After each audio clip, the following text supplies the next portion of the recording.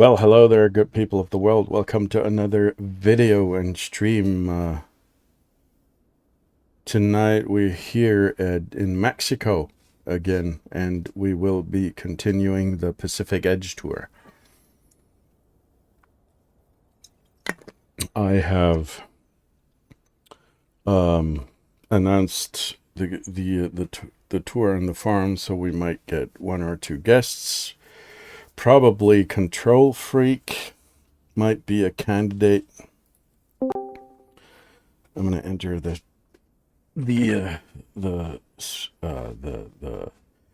what's it called? The speech, I don't know, the speech channel, for crying out loud, the voice channel. That's what I was looking for. Every day I'm getting a little bit older here. I'm still not completely satisfied with the alpha yoke setup here. There are still a couple of buttons that don't work inside the Kodiak. The reason for this is that some of these buttons are not standard. They're not standard. They cannot be interfaced with the standard Microsoft stuff. So I will probably have to use some third-party software. For example, one of the things that don't work natively it's the aux bus, and I think the landing lights don't really work inside the Kodiak. Not yet. Well, actually, some of these lights do work. As you can see, I'm pulling the switches here on the alpha yoke. The beacon lights work, the strobe, the nav, the taxi lights do work, but the landing lights do not work, and this stuff here doesn't work either, so some of this stuff at least. Generator on, alternator on, what else? Let's see, prop full forward. We're gonna usually, as usual, we're gonna start at 9 p.m. Zulu. Let's see what else. Takeoff trim might be a good idea. So we're not gonna ruin the start. Sim trim. I need that one back in my pin to taskbar. There we go. I thought I could get away without it, but it's simply the trim wheel on the Bravo throttle quadrant still isn't working very well, so I need to use some intermediate some software that is an intermediary. It's hopeless. Let's see, does it work now? Nope, it does. It's still very slow. I don't know what I should be doing here. This is annoying as hell.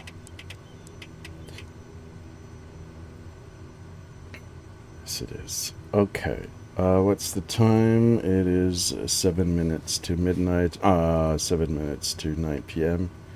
We're going to set up the entire plane here. We're going to fly. I'm not sure if we're going to fly nav, but we can set it up anyway. We will initially we will be flying at a hello there, Mr. Freak. Let's see, at what altitude might we be? Hello. Oh, dude, I missed that. How you doing? Excellent, thank you so much.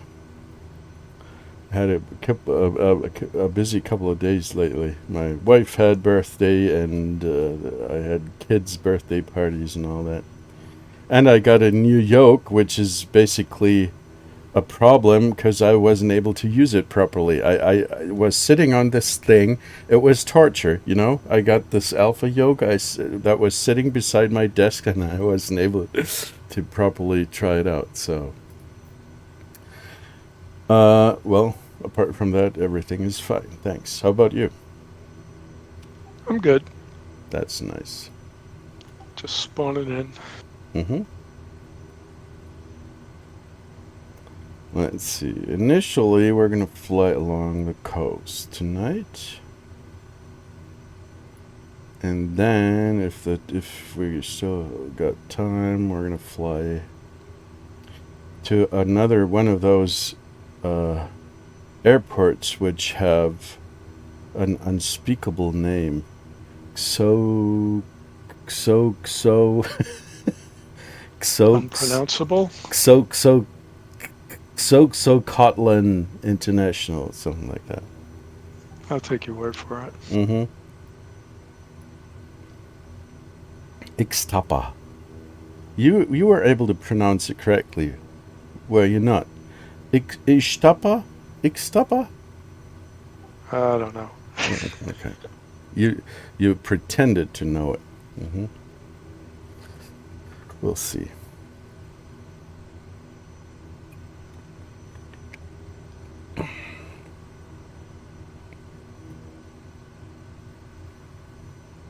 Weather doesn't look too bad. No single cloud in sight. Why did I just leave my plane? And what's that? Now I have activated the camera mode. How can I get out of here? This is not what I wanted. Okay. So we're going to fly at an altitude of, let's say, something like 3,000 initially.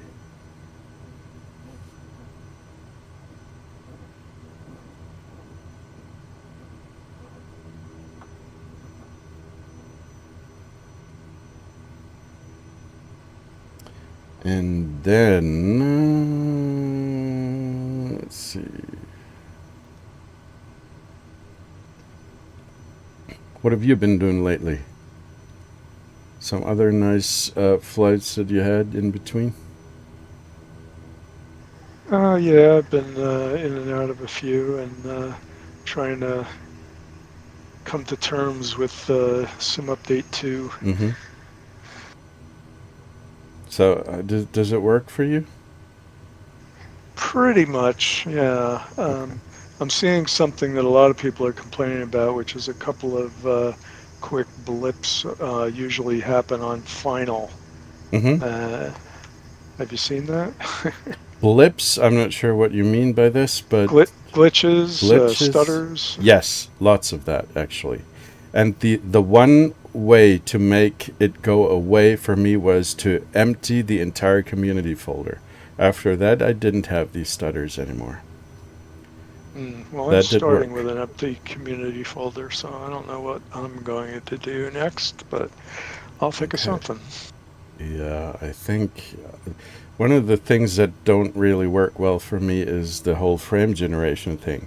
It really helps keeping up the FPS, but then the the shadows example, for example, the shadows of the wings, they're completely messed up. They're flickering and starting to move around, and it doesn't really work. They fixed a couple of things and they broke a couple of things again. I'm not sure. These guys do not seem to have any kind of quality control, quality assurance. It's kind of like 2 steps forward, one Mm-hmm. step back. Sometimes it's the other way around. And then they go backwards. Mm-hmm. Um, where are you?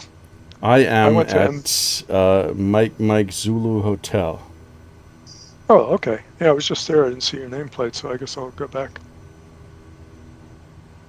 You did not see my nameplate? You got to. I'm not sure what kind of multiplayer server you are on, but you might want to change to West West Europe? Europe. Yes, please, if Yep, you that's are where I not. was. Okay. Let me take a look if my settings are okay here. West Europe. Show multiplayer in close proximity. Yep. It should do.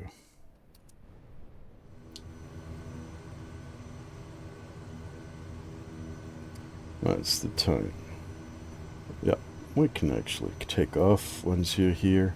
I would suggest to, let's take a look at a little nav map.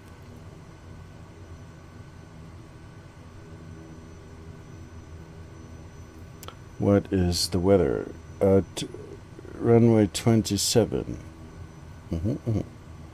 So I'm going to line up there and wait. Yeah.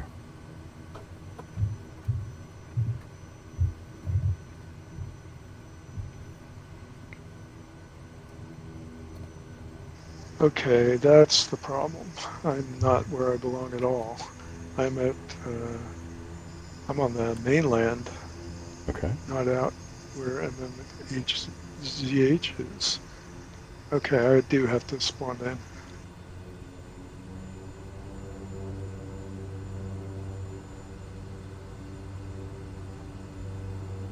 Once more with feeling. No, it's not failing per se. It's just, you know, you're getting older, so am I. It's just the way it is. I mean, this is it happens. I was looking for in my native language. I was looking for words today. I don't know words that I use every day. It's a bit frightening. On the other hand, I still can speak a foreign language pretty nicely most of the time. So there's no. Oh, you are there. I can see you. Yeah, I got it right this time. Okay, excellent. And I think you're still flying this very nice plane with floats.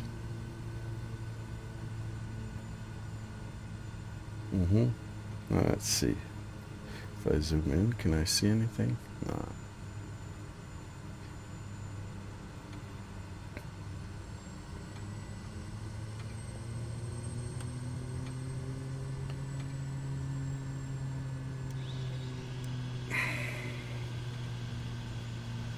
It's a bit hazy.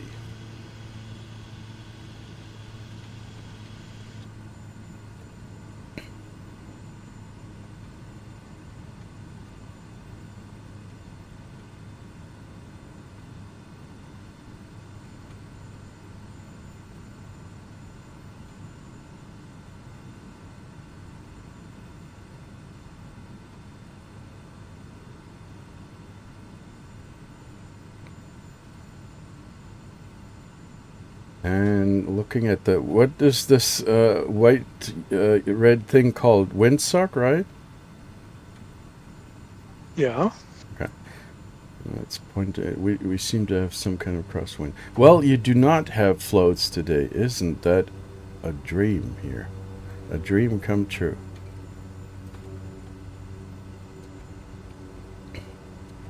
I bet that has something to do with SU2. With what? I think the fact that you're seeing me in the plane that I'm in has Sim to do with update the too. SU2 Yeah, update. maybe. Okay, so let's go. You ready? Sure. Okay, off we go.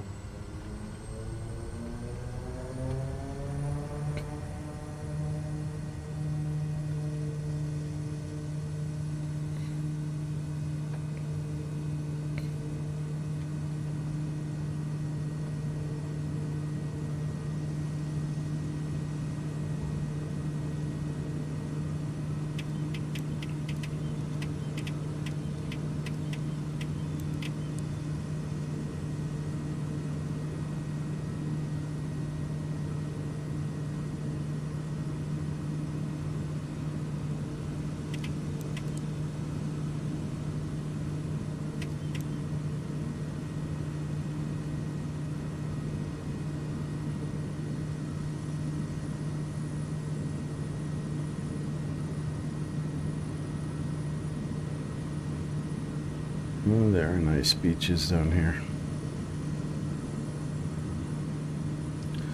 My family has got this habit. I don't know. There are many families out there in this world who probably have the same habit. But once we're at a beach, we're gonna collect what are these things called? Mussels. You know what I mean?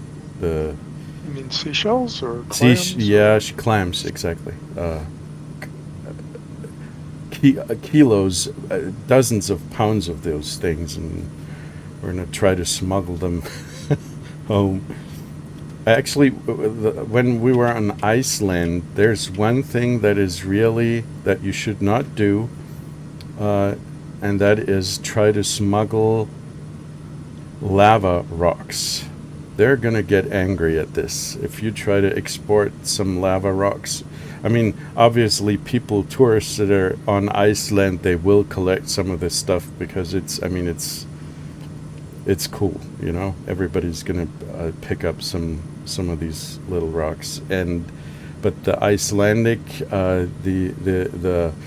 the guys at the airport, they're explicitly looking for these little rocks, and they're gonna take it away. Most of them, at least, you're gonna get away with very small ones, but they don't want these things anywhere else. I'm not sure why, but maybe they want to have some kind of monopoly on selling them. I don't know. But we got that hint from the hotel that we were staying at the last day in Reykjavik, because my wife had some of these in her hand, and when we were going to the airport, and then these guys told us we should not do this. They're going to get angry.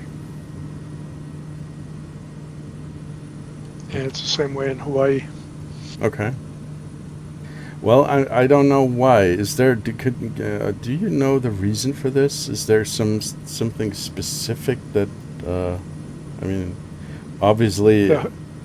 The native Hawaiians, it's part of the Hawaiian culture. Mm-hmm. There's something objectionable about removing lava, Mm-hmm. part of the land. Okay. It's almost like a religious thing. That does make sense. On Iceland, nobody could explain why. Not really. I have no clue, but maybe it's something similar.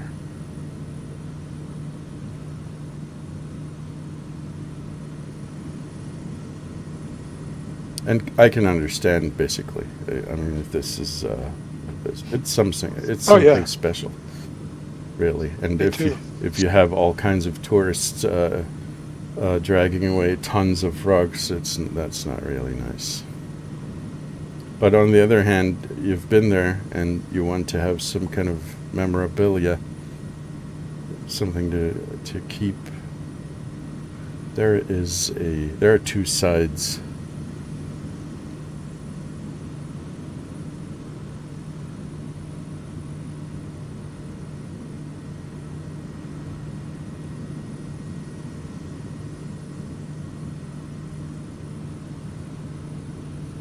Why is my light plan not showing? Oh, I have zoomed in so far.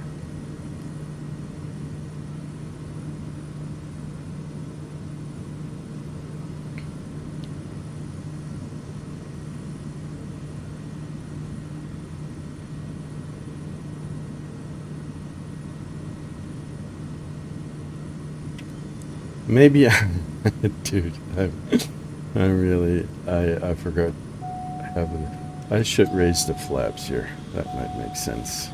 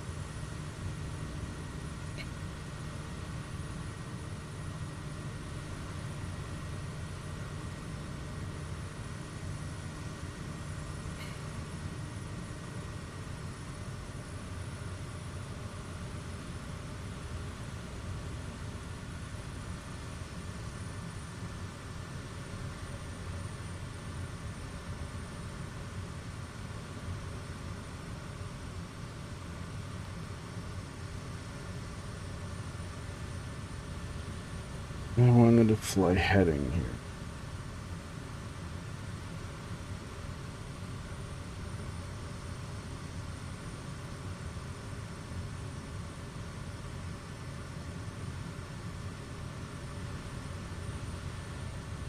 That was the other day, I think it was even before my wife's birthday. There was a bush divers event. They were flying in South America here as well.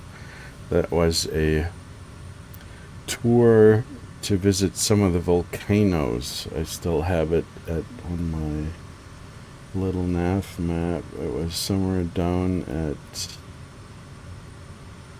what was it?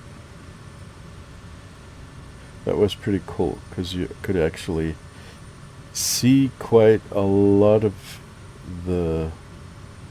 You could make out the actual volcanoes, and you were able to land inside the craters.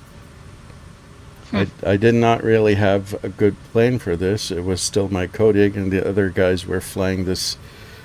What's it called? This thing that can basically one of those STOL planes that Like an also. X Cub or something. Nah, something else. The one that also has a turbine, a turboprop engine in it. Oh, Um, and that one can literally fly vertically. I have yeah, I was going to say it's like a helicopter. yes, exactly. This thing is incredible. I mean, it's nervous. It's not really easy to fly, and it's gonna do all kinds of funny things if you mistreat the engine. But you can basically, you can even fly backwards because you can put in a reverse thrust, and then it's gonna basically break inside the air, and you can do all kinds of funny stunts with it. And the guys were flying this, so I wasn't able to keep up on landing. But it was a fun flight. That was a pretty cool flight plan. And I noticed you were flying yesterday for the Bush Divers VA. yesterday evening once, yes, I think an hour or so. And Right. that was over Papua New Guinea.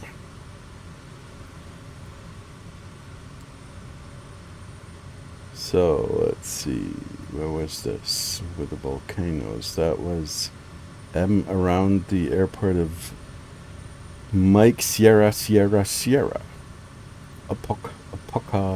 Apapa. We're gonna fly there as well, so we'll be able to see these uh, the volcanoes there. That was pretty cool.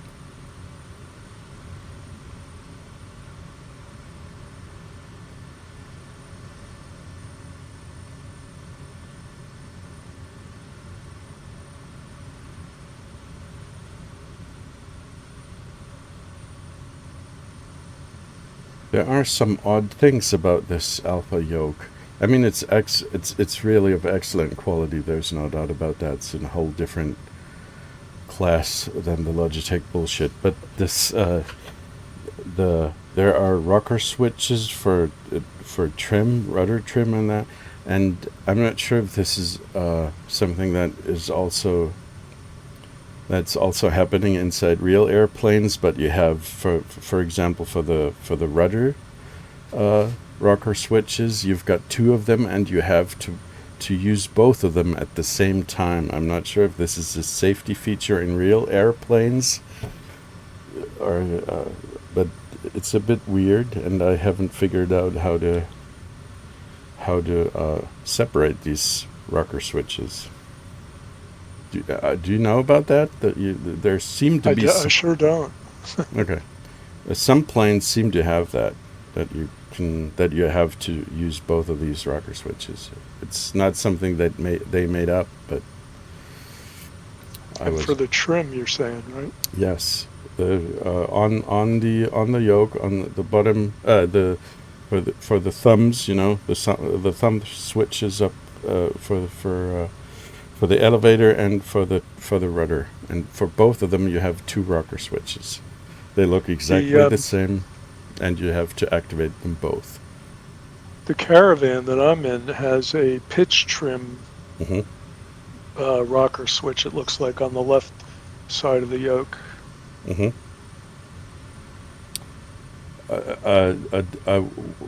one that has two rocker switches directly beside Just each one. other? Just one, okay. No, just one, and it looks like you can push it forward or back to increase it or decrease Yeah, it. that's There's also a red button that says AP trim disconnect.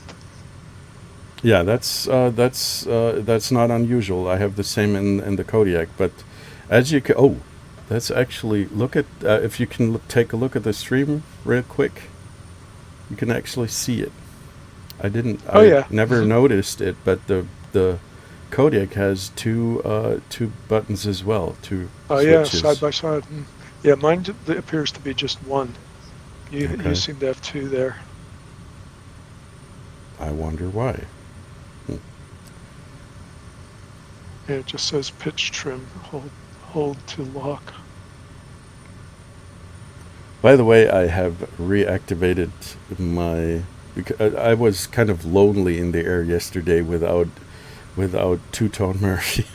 I had to reactivate my Say Missed him, huh? Intentions account. So let's You talk to missed him him. for a second. Hello, Sure. Murphy.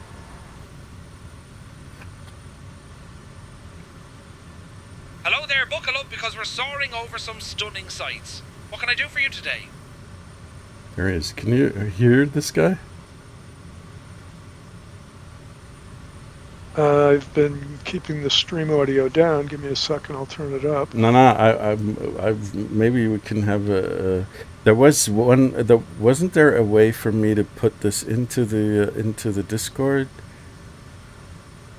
How did we do that yet last You did time? figure out a way to do that. Did you use OBS to do it? No, I think it was streaming inside Discord. Oh, maybe that was it. I'm not sure. I should probably increase my altitude a little here.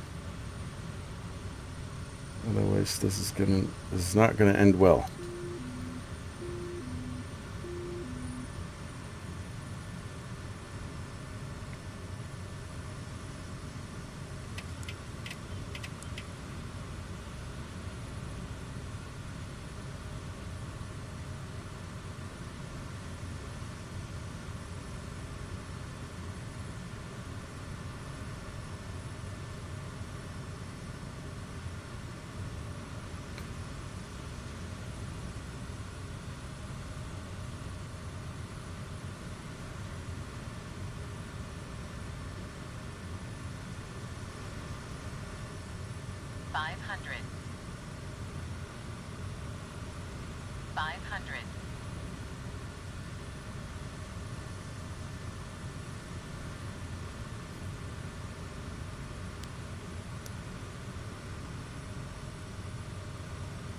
So quick. Should not be flying any faster than that. So, let's think about this Murphy stuff over here.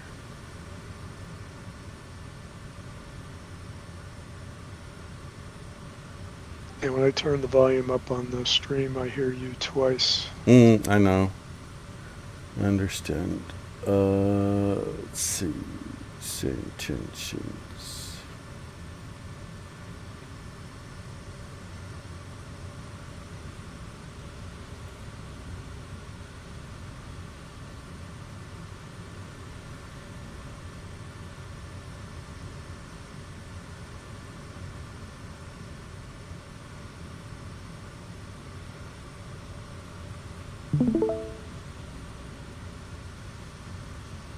So let's see if it works.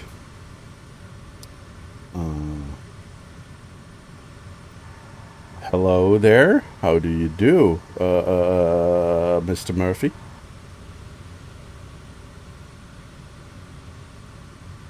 I'm doing grand, thank you. Just enjoying the view from up here. How about you? Does it work? I'm hearing it on the stream. But not on Discord? I don't think so. Okay. Weird.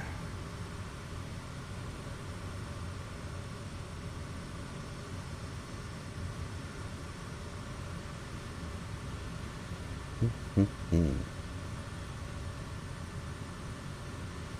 Murphy. Hello there. I'm right here, ready to share some fun facts and Yeah, I got stories it. about our beautiful Okay. surroundings. Excellent.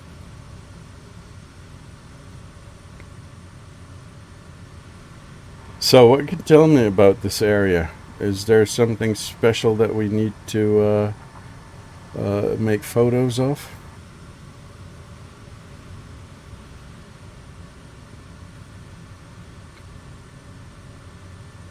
At our 1 o'clock, about 3 miles out, you'll see the stunning Playa La Saladita. This beach is famous for its incredible surf, attracting wave riders from all over the world. It's a hidden gem where the locals come to relax and enjoy the sun, and it's known for its picturesque sunsets that make for some jaw-dropping photos. Legend has it that the beach got its name from the salty taste of the ocean breeze, so don't forget to snap a pic and maybe even catch a wave. That was some long sentence. He doesn't stop talking. Hello there, JG. What name should we what should we call you? Yeah, my name's Jim. Hello, do you hear me? Yes, we do. Hi there, You're Jim. working, Jim. How do you do? Good. Yeah, I'm just kind of a newbie at some of this, so bear with me. Sorry. No problem at all. We're in the air already, so we could possibly pick you up somewhere, or you. I think there's also an option to spawn in midair. I'm not sure. Yeah, I can catch up with you. I've done it enough that I can figure it out. I Okay. was actually practicing the route a little bit Okay. earlier to try it out, and then I just had all kinds of problems. Had to reset my PC and everything, so you know how long that takes. Oh dear. Reset the entire PC. I hope not reinstalling it entirely, just rebooting. Because otherwise this would have been way too much hassle. Yeah, well, I'm in a Cirrus, the jet, so I should be able to catch up pretty quick. Or Okay, excellent.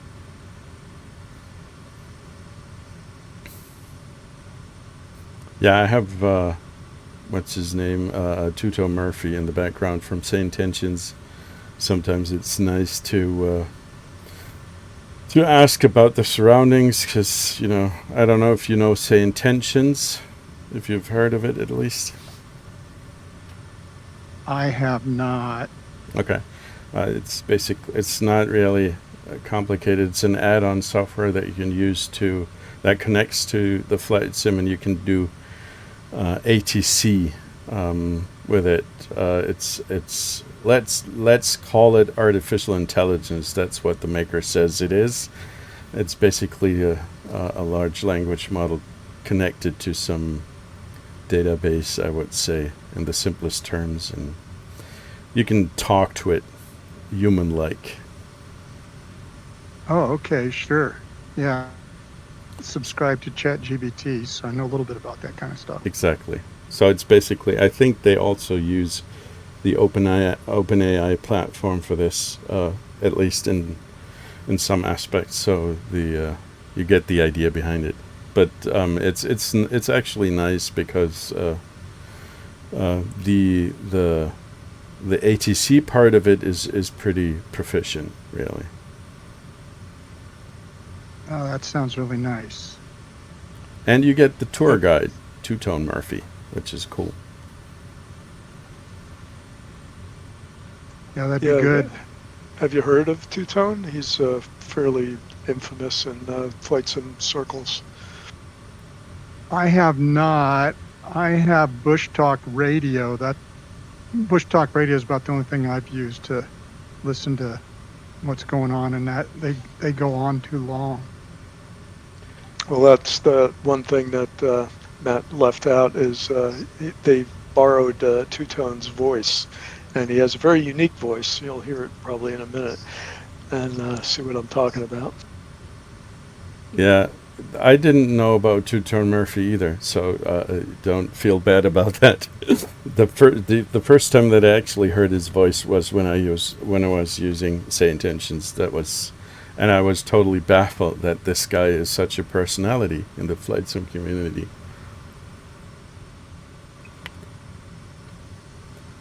Yeah, let's ask another question. Murphy, what is your favorite beverage? And I will predict that it is some Irish stout kind of beer thing.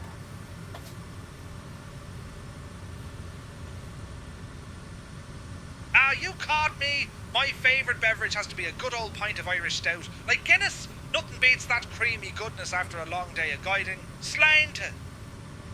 There you go. That's Murphy, and he's going to repeat that all the time. Actually, I'm not hearing the TwoToneMurphy. Is that? Oh, you need to watch Defrag Dad in the Discord. Watch his stream. Yeah, the only way for me to transmit the audio from the external source is to actually stream. So if you can, I'm not sure. I haven't used the streaming service yet myself, listening to somebody else, but maybe Freak can help you with that. Yep, I can walk you through it. Just click on his name in the Discord list there, and you'll see a little small video screen will come up, and if you click on that,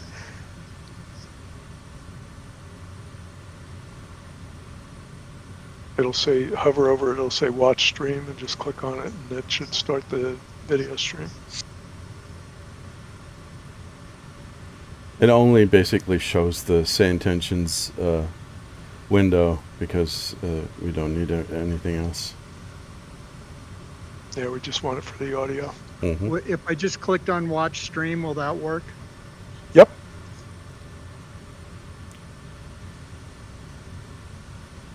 Now make Two Tone say something, and we'll see if he hears it now. Mm-hmm. So Murphy, say something like test, test, test, and say it 10 times, please.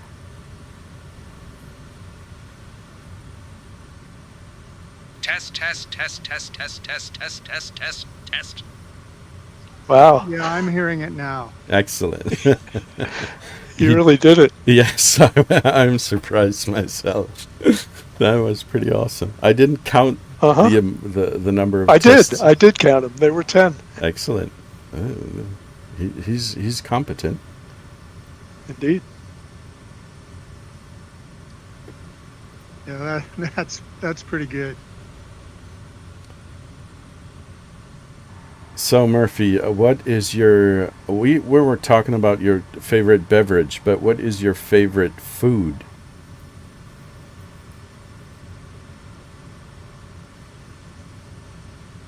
Now you're talking. My favourite food has to be a hearty Irish stew. It's like a warm hug in a bowl, made with tender lamb, potatoes, carrots, and a splash of Guinness for good measure. Perfect for keeping the spirits high, especially when the weather's a bit dreary. Mm-hmm. That's him. Yeah, and sometimes the tour it's just another feature of the software. So whenever you fly over some kind of point of interest, he will, if you want that, he will start talking automatically and give you a hint about this point of interest, and I think that's pretty neat. Sometimes he's starting to talk in the most inappropriate moments while you're, I don't know, talking to ADC, or if you're doing an approach where you can't listen anyway, but sometimes it works. So that's pretty nice.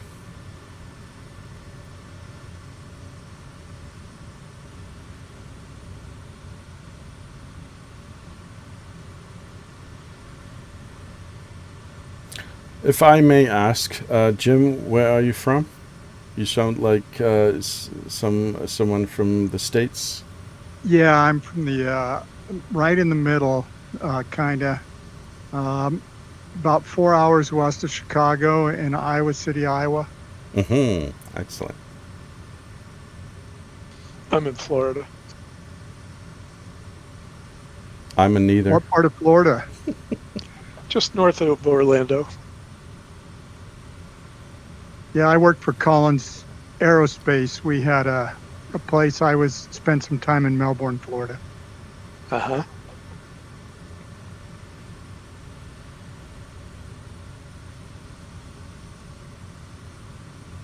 They ever launch any of your work into space? Yeah, I saw some of the flights, or space for our rocket launches, but I didn't live there. I was in Cedar Rapids, or lived in Cedar Rapids, and then I would go down to Melbourne for a few days at a time and do work down there. Yeah, I'm in a little town called DeLand, just like I said, north of Orlando. And when the weather's right, and if I'm in the right spot, I can see the launches at the Cape. Yeah, yeah, they're pretty cool. They're doing a bunch of them now, like multiples a week, putting all those I'm Starlink going to let you satellites guys carry on for a little bit and try to get everything working here, okay? up. Okay. Absolutely. And then I'll be back in just a few minutes if I can get everything up and going. Okay, no problem. We'll be here. A bunch of times in a week, really? Oh yeah, they're on an unbelievable schedule. They're launching those Starlink satellites like they're going out of business. Okay. What the heck? I mean, yeah, the Starlink, obviously this is something that is that's picked up in pace, but I didn't expect them to launch multiple times a week. That's quite a lot. Multiple times a week, absolutely. Okay. It's been that way for months now. Okay. Hey, are you guys near Acapulco yet? Acapulco, no. We're going to Mike Alpha Alpha is the next waypoint on the route. Isn't that Acapulco? Yes, it's close, might I be, think. yeah. Yeah. So let me take a look at the... Yeah, we're actually pretty much above Acapulco. Okay, I'll just try to catch up with you there if I can. Yeah, it's Mike Alpha Alpha, the General Juan N. Alvarez.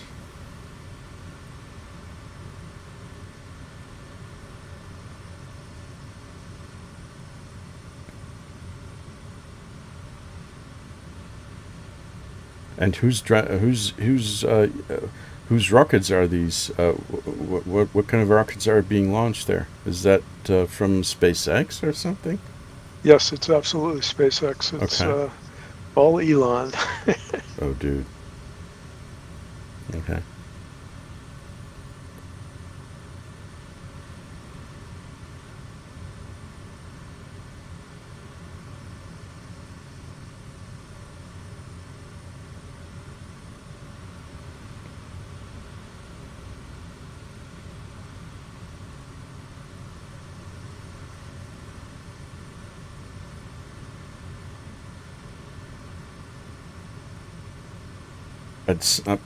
I guess at some point in the future, not too distant point in the future, it's going to be difficult to launch from Earth because the orbit is so crowded with all kinds of crap that There'll be doesn't work just anymore. a cloud of satellites. Do you know there's an animated film which is called it's one of those Pixar films. What's it called? Wall-E. And it tells a story about how humankind has finally completely messed up Earth with all kinds of trash. And one of the things that happens there is they're leaving Earth with a spaceship, and they're breaking through clouds and layers of space junk that's orbiting. So this is where we're going to end up, I'm sure. That's where we're headed, all right. Mm-hmm.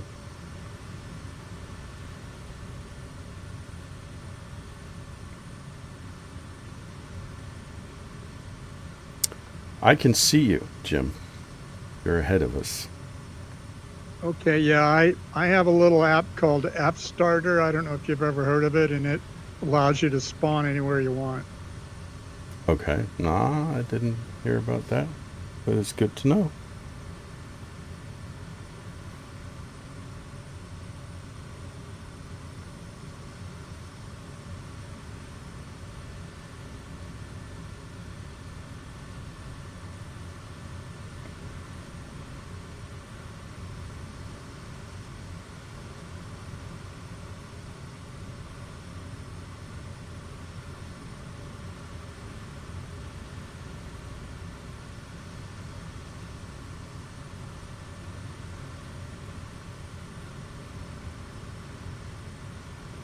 I'm just now getting my bearings. So where are you guys at located? You say, am I in front of you or behind you?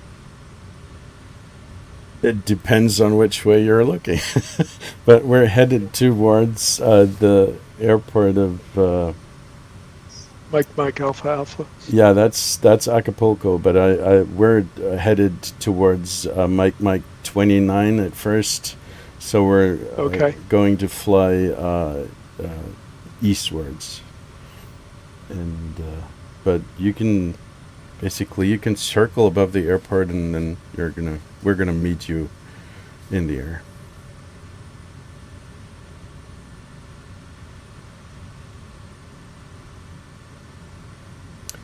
What kind of plane were you flying? The Citation? I'm sorry, I keep forgetting I have a push to talk. You're probably not hearing me. No, I have a Cirrus, okay. the jet, the Yeah, Vision jet. Okay.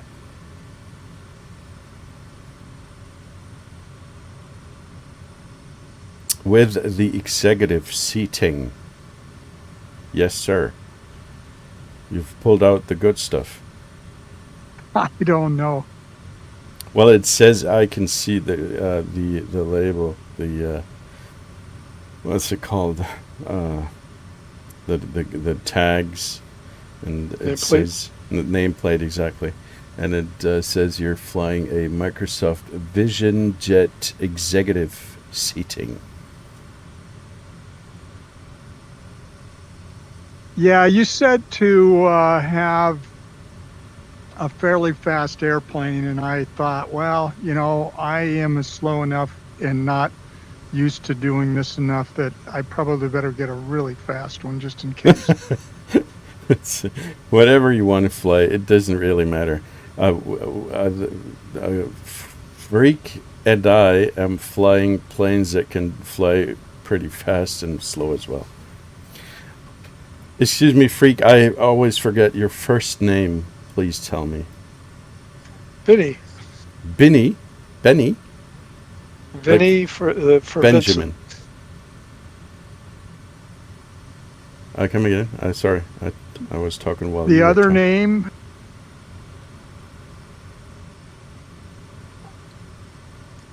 So Yeah, Vinny, Deep Rag Dad, what's your name? My real name is Matt.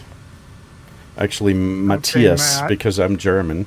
My name is Matthias, or English Matthew, so you can call me whatever you like. Oh, okay. and I'm Vinny. So do you with live a in Victor. Germany now, or I'm in Germany, yes, I am. where at? Do you know Munich? It's in Bavaria, southeastern part of Germany. Yeah, sure. Okay, and I'm in a city called Bayreuth, which is about 120 miles north of that. So in the northern part of Bavaria. That's where I live.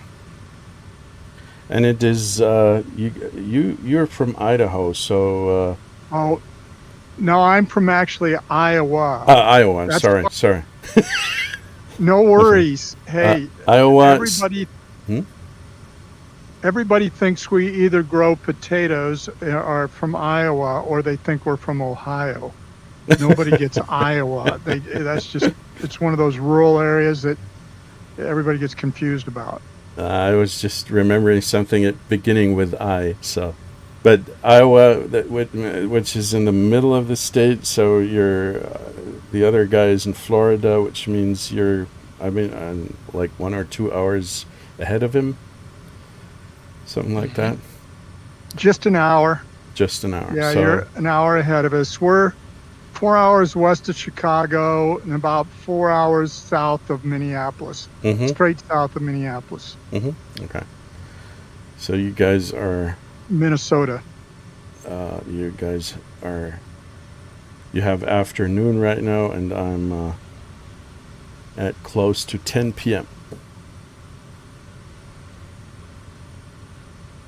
But it's nice. It's the only way we can do this. If you guys are able to fly in the afternoon, at least if you're from the U.S. So Yep, otherwise, it's perfect for me.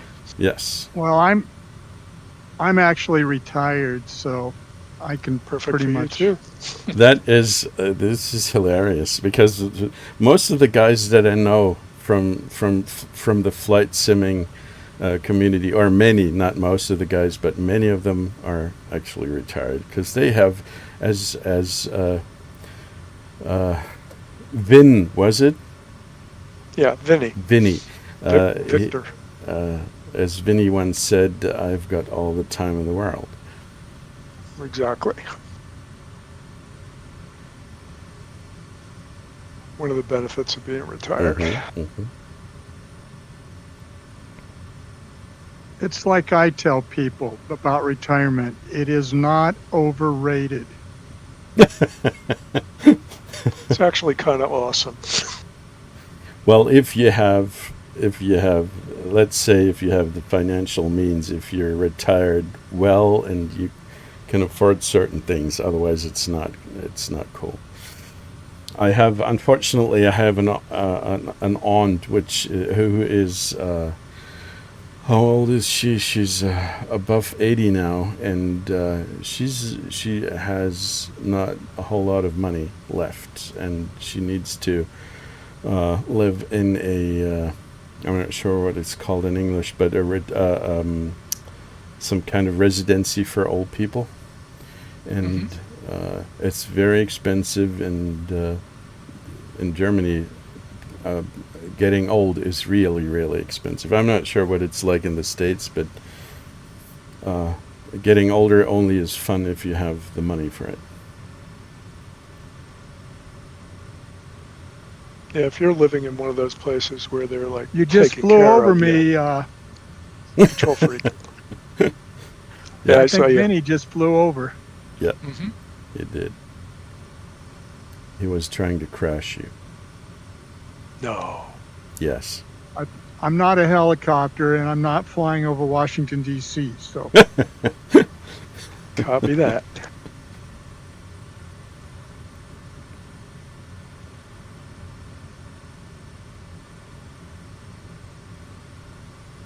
Acapulco, right?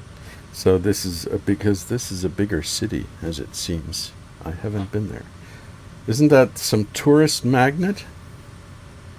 Yeah, that's the old famous tourist spot where all the divers dive. I don't know if they have a place where that happens. I don't.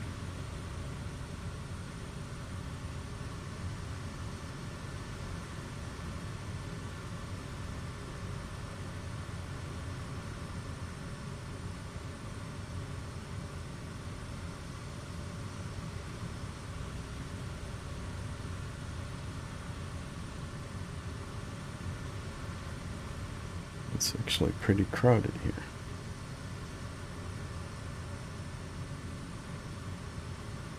The neighborhood is very tightly knit, I would say. Dense.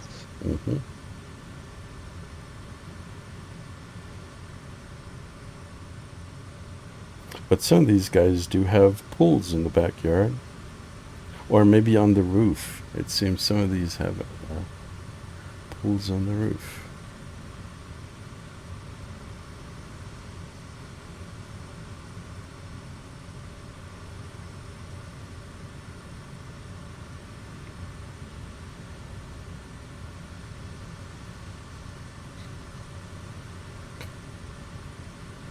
Oh man, the city goes it actually goes beyond these hills.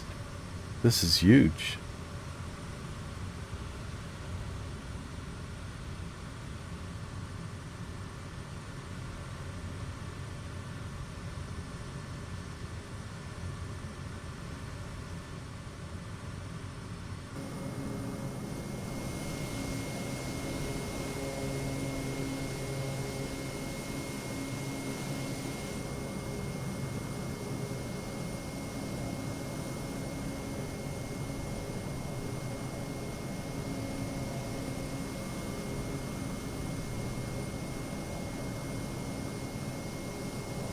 At our 2 o'clock, about 5 kilometres away, you'll see Ixtapa.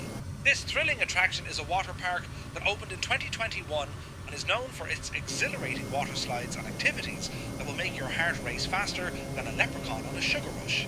It's a fantastic spot for families and adventure seekers alike, offering everything from lazy rivers to high-speed slides. The park is nestled along the beautiful coastline, so you can enjoy the stunning views of the Pacific Ocean while you splash around. Just imagine the fun of zooming down those slides with the sun shining and the salty breeze in your hair.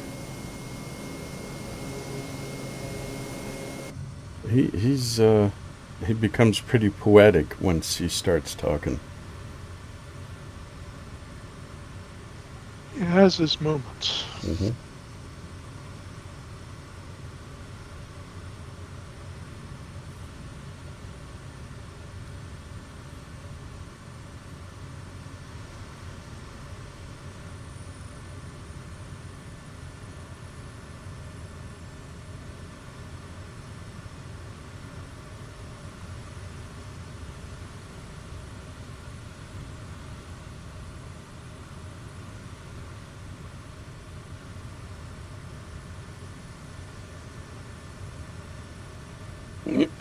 Maybe I should be using push to talk as well, huh?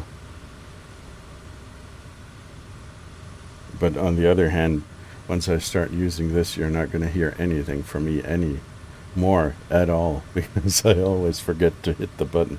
You forget to push the That's what I've been doing all the time. Mm-hmm.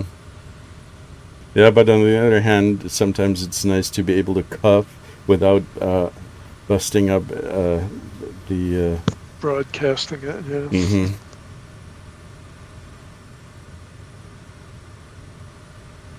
Yeah, I never forget to push the button. I've been pushing that button since Discord came out, and it's muscle memory at this point. Mm-hmm. That's pretty good. Helpful.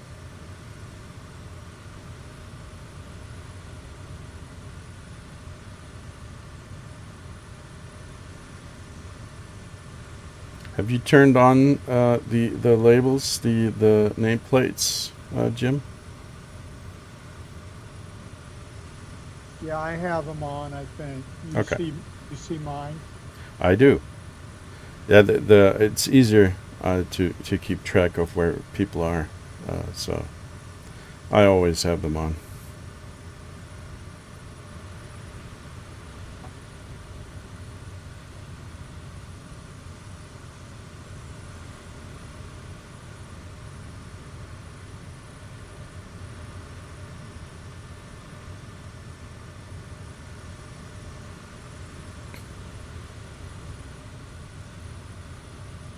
If you have the electronic flat bag up, you can kind of see.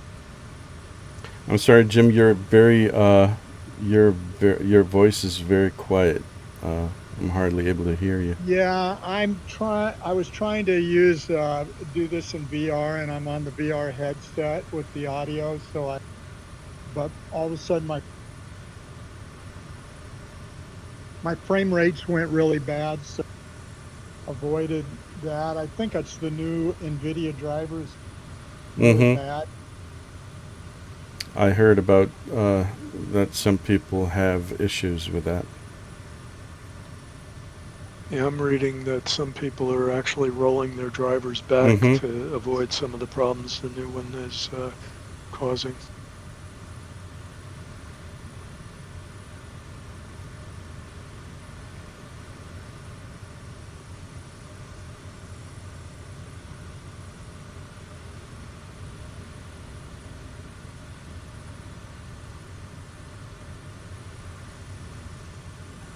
It's actually working pretty well for me, so I think I'm just going to keep it until they improve it with the next one, hopefully.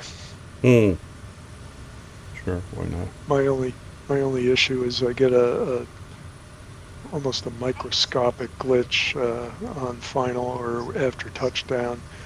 Blinking, you'll miss it though. It's not. It doesn't preclude me from doing good landings.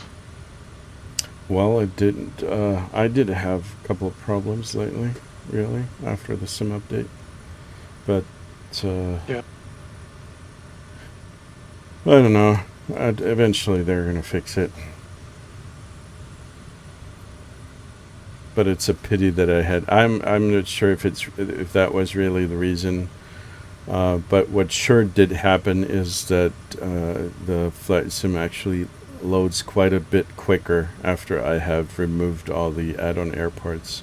I had such a nice collection of airports, or rather airfields on Papua New Guinea, but I just put them away for now because it really makes a huge difference, especially with loading times. Yeah, that was one of the major improvements, was loading times with SU2.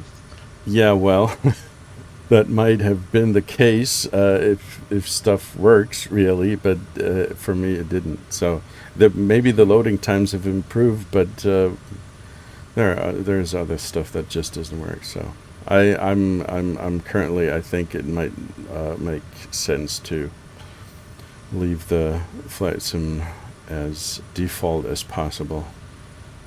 Yeah, that's what I try to do. Stay plain vanilla. Mm-hmm. I'm reminded every week on Sunday when I fly with the Eastern Hops how nice it is in 2020. Yes. It just all works so smooth and there's no problems. That's true. Is this a little better audio? Sound good. Okay, yeah, I just put on a headset because I couldn't get this VR thing going very well. Mm-hmm. Yeah, that is one of the sectors that seems to have been having problems since right along, and also since SU2 VR. What kind of headset do you have? I have a Pimax Crystal Light, and I just got a very high-end computer, and it was working really, really good. And it's just weird because I updated to this NVIDIA driver this morning, and I don't know whether it's loading up Discord and everything, but you know, I get frame rates around 70, and all of a sudden it just dropped to 7. It just stayed at 7, and now, and then when I was practicing, I thought, well, and so I changed some settings and stuff, and then eventually it just went back up to, 70 or where it was before, and then, it's just strange. That is unfortunate. But it's going to get fixed eventually, I hope. Yeah, eventually. Yeah, and I don't know if it's, I don't know if it's this particular driver or there's something else going on. I don't know. It's hard to, it's probably a combination of a couple of things.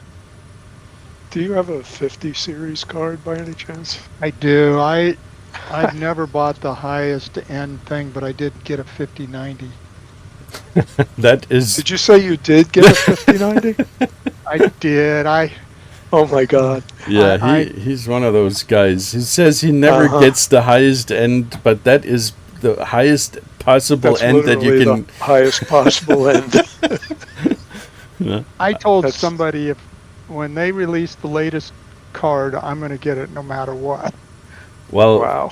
There is no... If I were going the VR route, then I would try to get that one as well. Because, I mean, obviously... Yeah.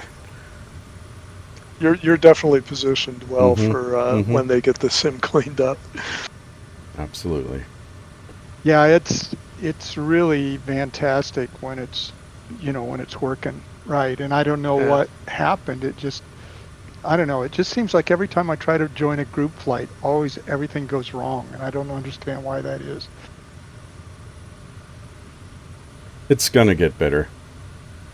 I'm not promising, but I hope for you. that it does work.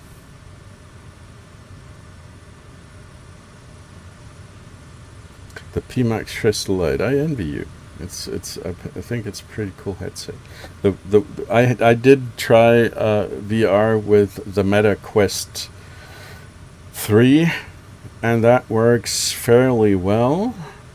The problem is I'm getting sick very quickly, and I have not been able to adjust to that. I don't know why. Maybe I should have been using it a little bit more than just a couple of minutes. Maybe it's something that you can actually adjust to, but on the other hand, it's working so well for me with a regular setup. Yeah, it does. I haven't got sick by it. But yeah, I don't know. It's interesting how that works. So how some people it causes motion sickness, and other people it doesn't. That's what it is. Some people can do it and some can't. My wife can. She doesn't even flinch.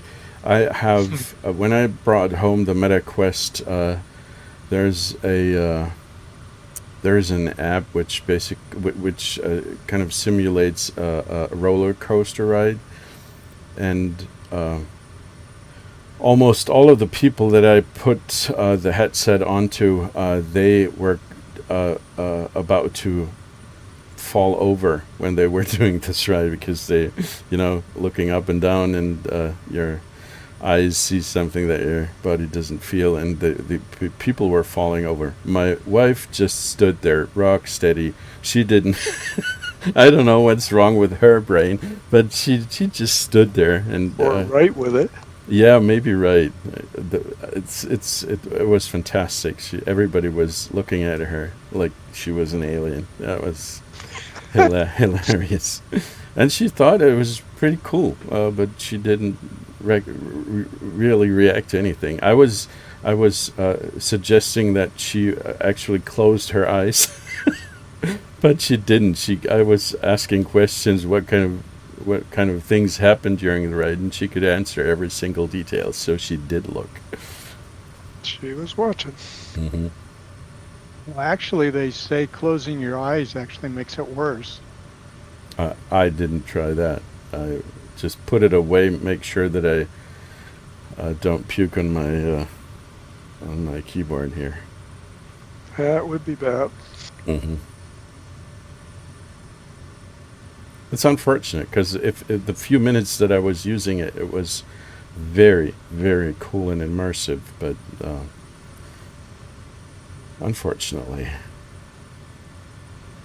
Yeah, I probably got one of those in my future, but I'm going to wait for this sim to stabilize. Mm-hmm.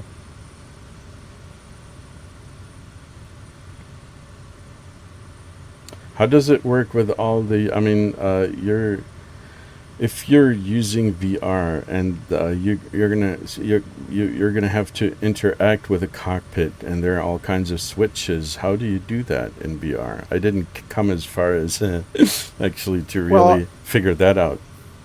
Actually, you can do it by feel. Now, I think with the Meta Quest, because it has that color background, the Meta Quest 3, you can actually have a visual of your controls in a window, and make that kind of work too. Okay. And what I've seen, I don't know how far off in the future this is, but I saw a video of a VR headset, and your hands were visible in the headset. In other words, they were reproduced in your view, and you could reach out and touch the buttons in front of you that were in the plane that you were in.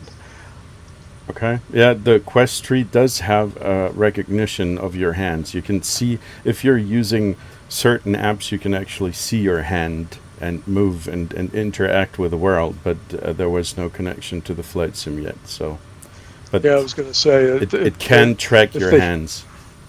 Yeah, if they had it in the flight simulator, that would be really ideal. Absolutely. Any cockpit that you got in, you would be able to interact with all the buttons and switches that were there, and see where your hand was relative to them to flip the switches and so on. Yeah, it looked like the way to go to me. And it would be even cooler if you had some kind of glove that you can put over your hand and get some kind of physical feedback, because otherwise you need to have you need to kind of, I don't know, just guess where you can see your hand moving in the sim, but you also need some kind of physical feedback to really get a grip of the bugs and the buttons and all that. So yeah, I would probably be satisfied with just being able to kind of see where my hand was relative to the controls and be able to just flip switches and turn dials. And but yeah, feedback, that would be the ultimate. It probably is coming somewhere sometime in the future. Yeah.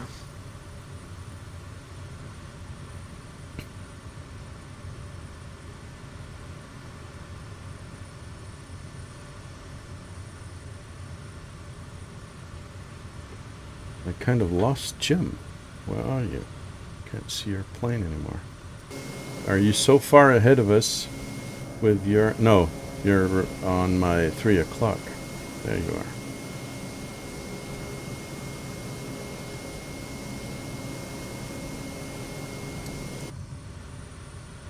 are. Are you to M29 yet? Excuse me? Were you talking to me? Yeah, I was wondering, are you guys at M29 yet? M29, not yet. Somewhere in the middle between both airports, Mike Alpha Alpha and MM20. You're at my 3 o'clock position. You're exactly where we are, and when it comes to the distance between those two airports, just a little off. You're over the water. I'm about 30 miles out from... If you look at your 9 o'clock, you're probably going to be able to see us. I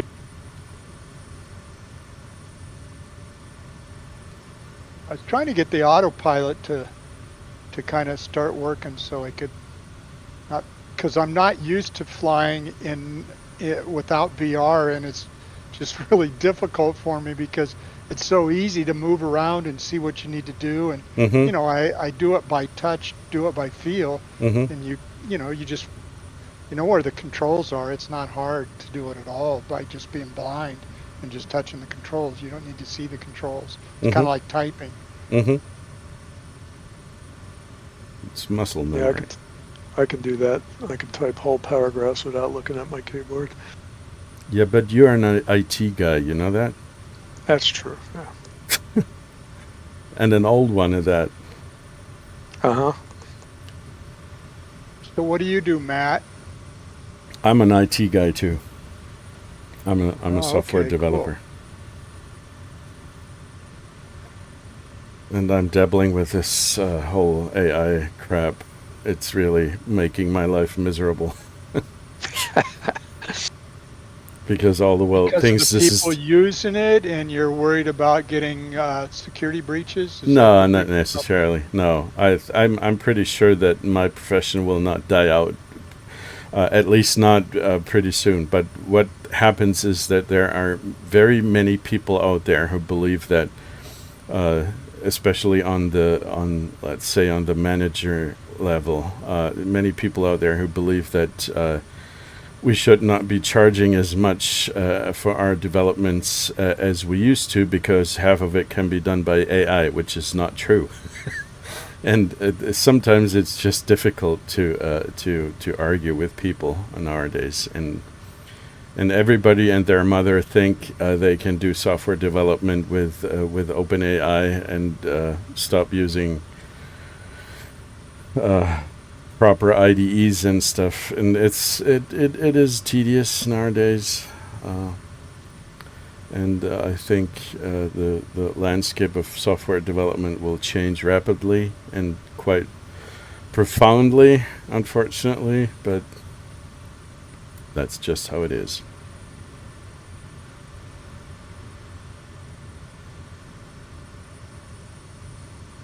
But I'm still IT guy at heart. I really love the business and the things that we do, so I won't stop doing it.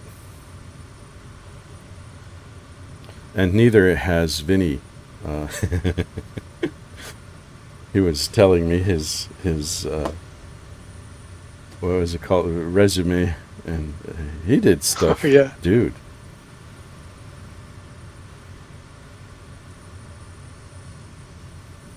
Yeah, I'm not exactly current, but I knew my That stuff is back not- in the day. That is not, the currency does not necessarily mean that you're not a good IT guy, because I mean the basic concepts of all kinds Yeah, of things, the they don't issues, yeah. change. You're right. Problem solving skills, they don't change. Programming paradigms, they don't change. It's still the same stuff. Yeah, I don't know about the programming part. I think that may be changing. The way that you do the programming, yes, but the fundamental ideas behind it. I mean, AI is one thing, you know, but the basic concepts of programming, at least what we humans do, that didn't change really.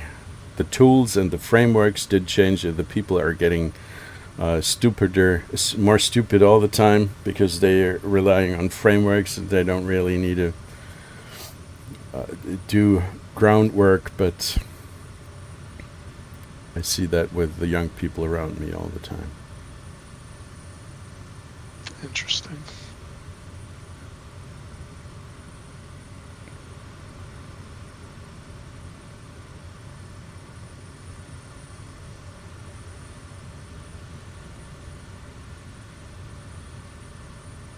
But there's also one other tendency that is difficult to see, and that's, I'm not sure, I think the United States might be even worse off in that regard. The young people are losing the ability to communicate and look you in the eyes. I'm seeing that with young people that we're trying to educate. I'm not sure what it's called in English, but we have young people at the age of 16 to like 20 that that are working for us, and that are getting an education, and they're learning to be software developers. And more of these young people are not. They are unlearning social skills. They're not able to communicate as good as, I mean, like 20 years ago, maybe. What do you attribute that to? Social media stuff. They're communicating not in person, but over a computer. Over the smartphones, whatever. And the way they communicate has, and not only the means, but also the contents of what they're telling each other have changed. And I mean, everybody's sitting at home, and right. Stuff that we do right now, but I mean, we're still able to see each other in the eye, you know. But right. This is it's weird. It's a change, really, in social behavior, and that makes stuff even more difficult if you're trying to educate guys that are young. They don't Sure. want to talk to you in person. They want to use their chat, and we do have that, of course, and we have people that are working remotely entirely because they're living in another city, and we only see each other a couple of weeks during the year. But there are pros and cons to all of that. Yeah, you know, it's interesting because I was reading some information on the biggest problems in the workplace, Mm-hmm. and they say the biggest problem is not the diversity issues you would think that you would normally think about. The biggest problem is cross-generational communication. Absolutely. I would agree. Absolutely. Yeah, I work with a bunch of students on campus, and on the campus here at the University of Iowa, and it is amazing. You're absolutely right. It's like the shorter the message, the better, with absolutely no detail, and it's like you're trying to figure out, okay, what are they trying to say? They didn't include any extra information at all. It's like if you can't make it as short as possible, you're a failure. That's the generation Twitter. The longer the message, the more time's wasted. The Zoomers. Yeah, it seems to be pretty universal. I guess it's not just here in Germany; it's everywhere. Yeah, sure. But I mean, I can. It's there are other people from other countries which have the same issue, kind of, but it's kind of condensed here. I'm not sure why, but it's just my. I just have the feeling that it's getting worse every single day, and I'm not sure what to do about it.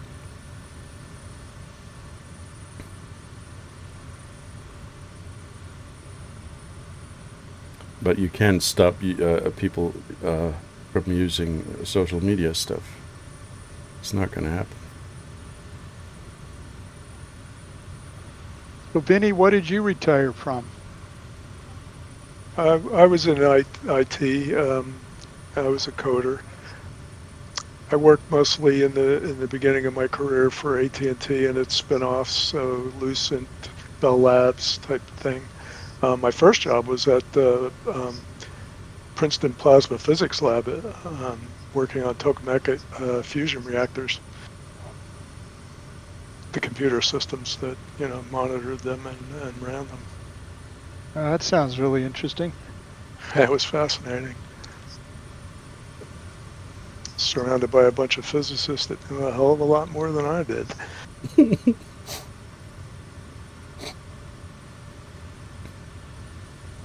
Yeah, I bet. Well, I'm good friends with the guy that was the chair of the physics department here at the University of Iowa, and he's into plasma stuff, and it's kind of interesting to talk to him. Yeah, it's fascinating.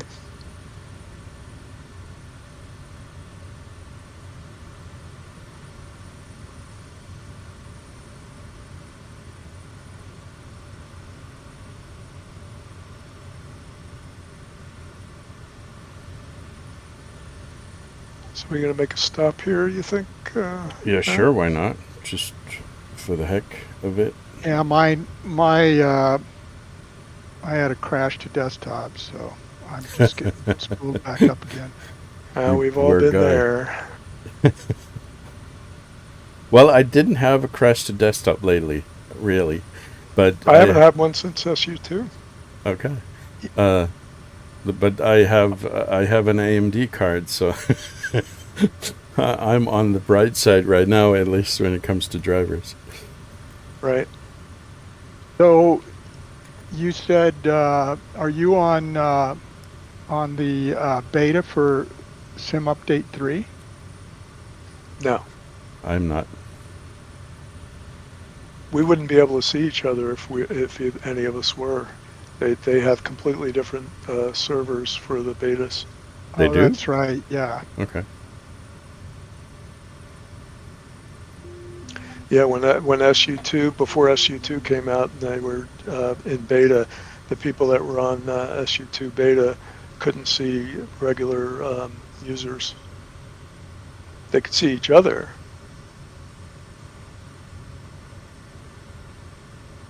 Same thing with SU3. Mm-hmm.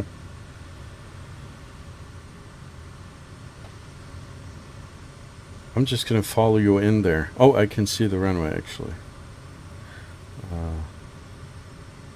I don't... Yeah, this one's pretty straight in. Uh-huh.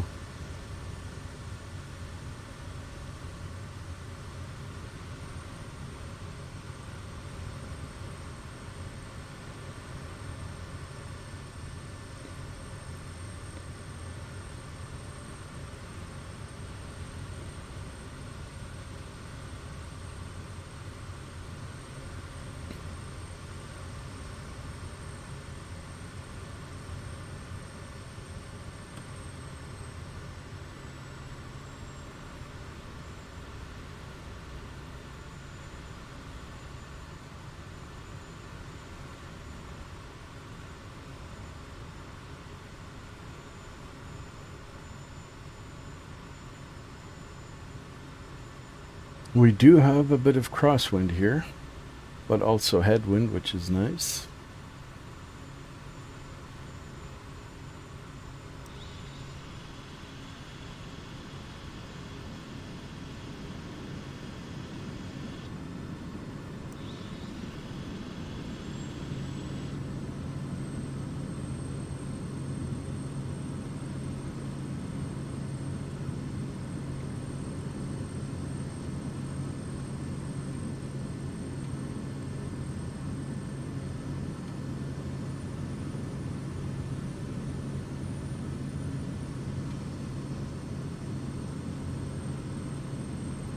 There is this tree. It's in the way. Did you notice that? Yeah, I saw that. I did. What kind of bad tree is this? They should cut it down.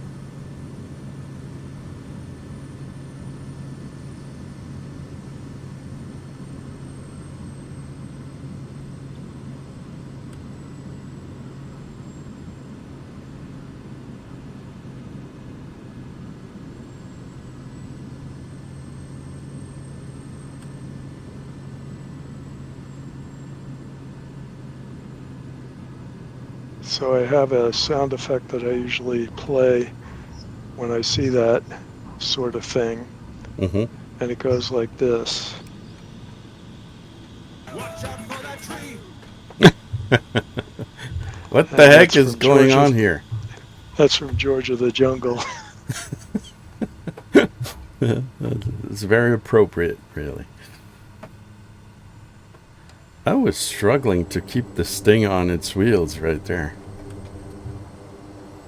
There's lots of crosswind, and I was too fast, and I was using too much flaps and whatnot. Crying out loud! Are you outside of your plane here? I'm not that I know of. I can see two name tags here. Two labels. And you're hovering above the ground. They didn't fix that. Substantially. Yeah, they still have some work to At do. least 1 foot. Maybe 2.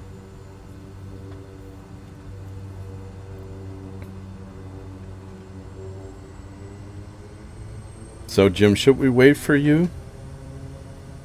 No, go ahead. I would suggest to turn around, Vinny, and because otherwise we're going to have tailwind that's even worse.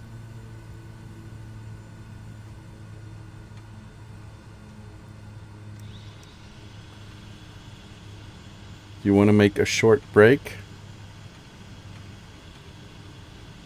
Up to you. I don't need one. Nope, me neither.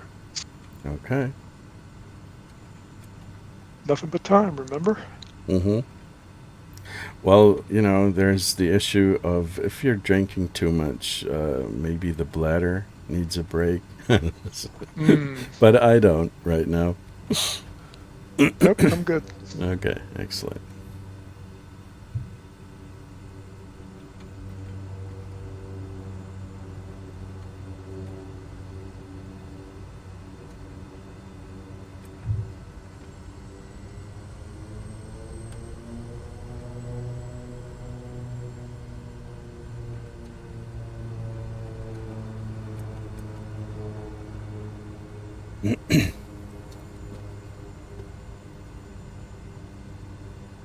Hey, Murphy.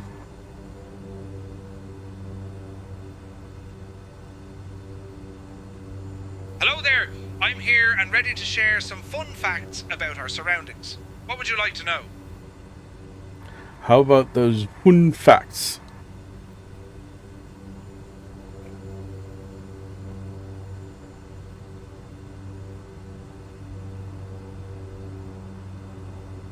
At our 12 o'clock, about 2 miles away, you'll see the stunning Playa La Saladita. This beach is famous for its incredible surf, attracting wave riders from all over the world. It's a hidden gem where the locals come to relax and enjoy the sun, and it's known for its picturesque sunsets that make for some jaw-dropping photos. Legend has it that the beach got its name from the salty taste of the ocean breeze, so don't forget to snap a pic and maybe even catch a wave. What are the biggest waves? You can go ahead and take off.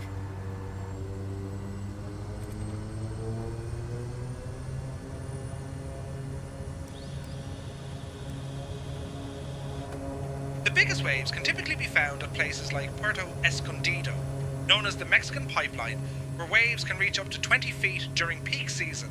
It's a hotspot for surfers looking for a thrill, and the local surf competitions are quite the spectacle.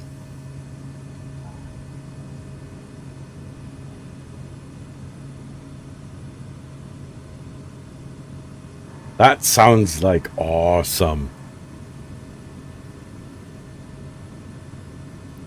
Oh, Jim. Are you doing aerobatics here? Absolutely. The thrill of soaring through the skies while taking in the breathtaking views is simply unbeatable.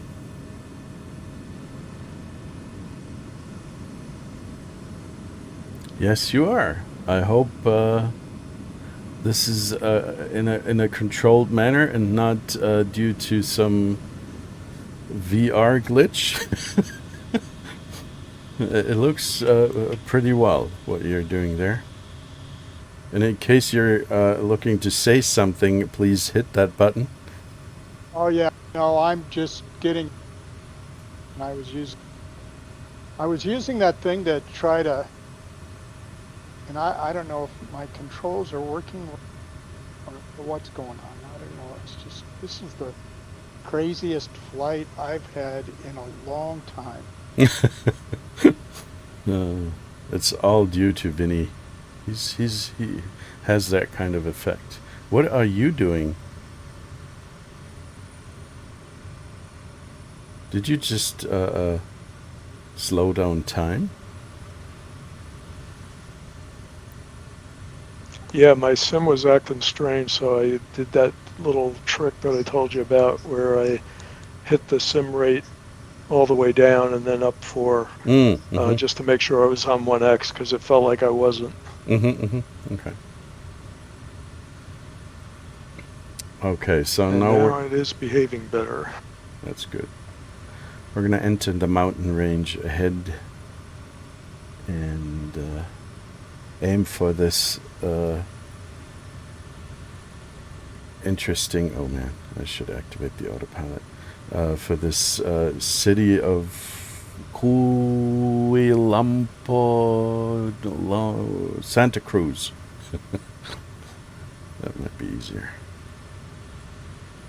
And that is Mike. What is it? Mike. OX. What is O? Oscar. Crying out loud. After all these years. Mike.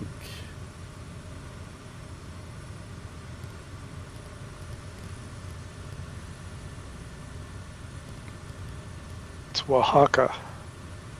Oaxaca.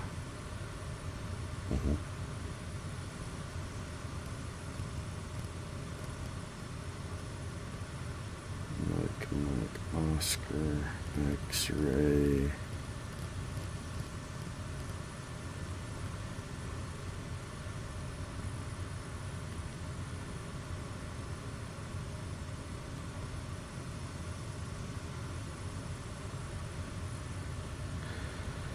There are 2 runways there. 01 and something else. 19er. 19, yep. And the preferred runway would be 19er, according to Little Nav Map. According to Little Nav Map, the wind's coming out of 190, so yeah, 19 makes sense. Okay, let's fly this time. And I think we should go. Is there any indication about the altitude here? Maybe some 6,000-7,000 feet.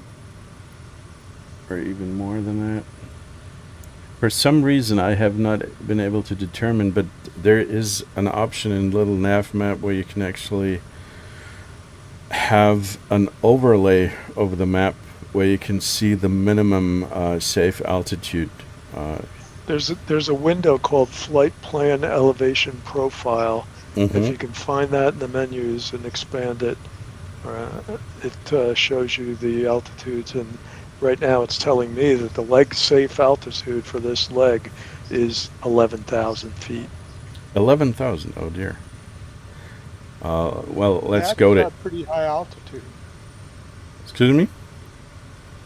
That is a very high altitude. Yes, it is. But there's a safety margin, I guess, which is not too little either. So let's go to 8,000. That should be enough.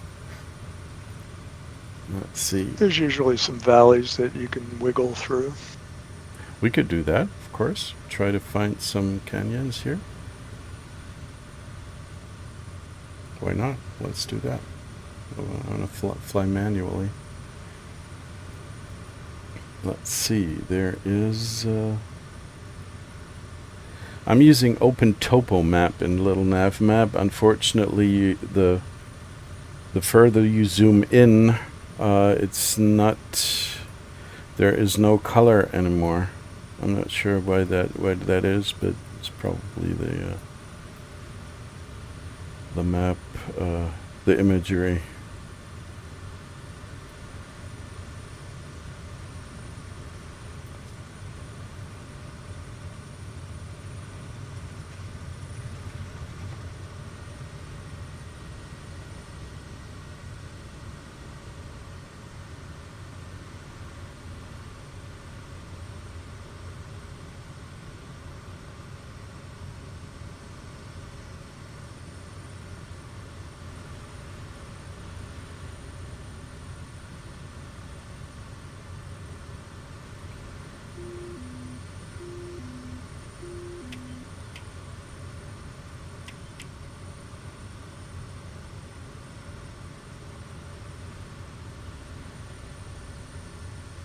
I could actually use the G1000 because I can see.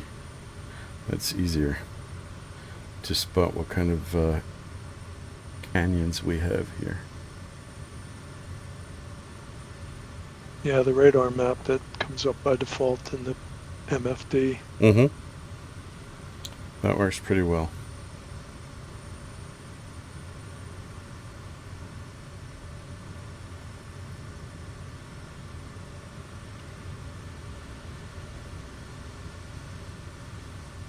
There does appear to be a canyon on the to the right side there. Yeah. Exactly. That's might be even a river bed or something because it's so low. Yep. We're going to follow it and see what's happening. Sounds like a plan.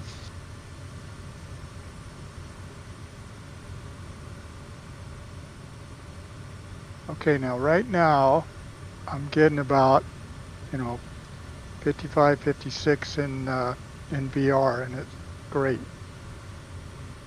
FPS, you mean? Yeah, FPS. Yeah, that's probably going to change pretty soon. To something like 5 or 7. Yeah, that's just weird. I have not seen that. I do wonder if it isn't the driver. Or I gotta get on some boards and see what everybody else is saying, because I just saw there's an island sim pilot that I really like, and he was saying, "Oh, this driver's working really well for me. The other ones didn't." And I'm thinking, well, the other ones worked pretty well for me, so this will probably be bad for me. And he was right. There are so many variables that you can change inside the sim and inside the drivers. So I think that's really it's almost a scientific effort to to find out what's working and what's not. So, but if there are people out there who have done this work, that's good. Sometimes we get these on the forums.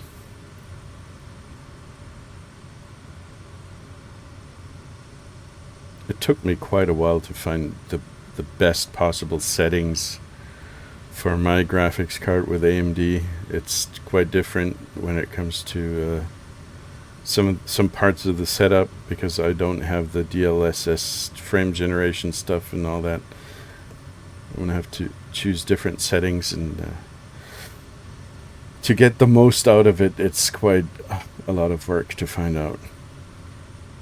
Yeah, I've spent a lot of time trying to figure that out. I couldn't imagine not being retired and trying to do some of this stuff. Well, it's late in the evening here. What do you think I'm doing? I need to find the time. I don't have it. I just need to grab it whenever I can. You don't have any football matches or anything that's taking your interests away from this? No, I'm not interested in football or soccer or anything like that. The only other thing that I like to do is go do some sports with my kids, and but I used to fly gliders when I was younger, but since having kids, there's not a whole lot else that I really have time for. So.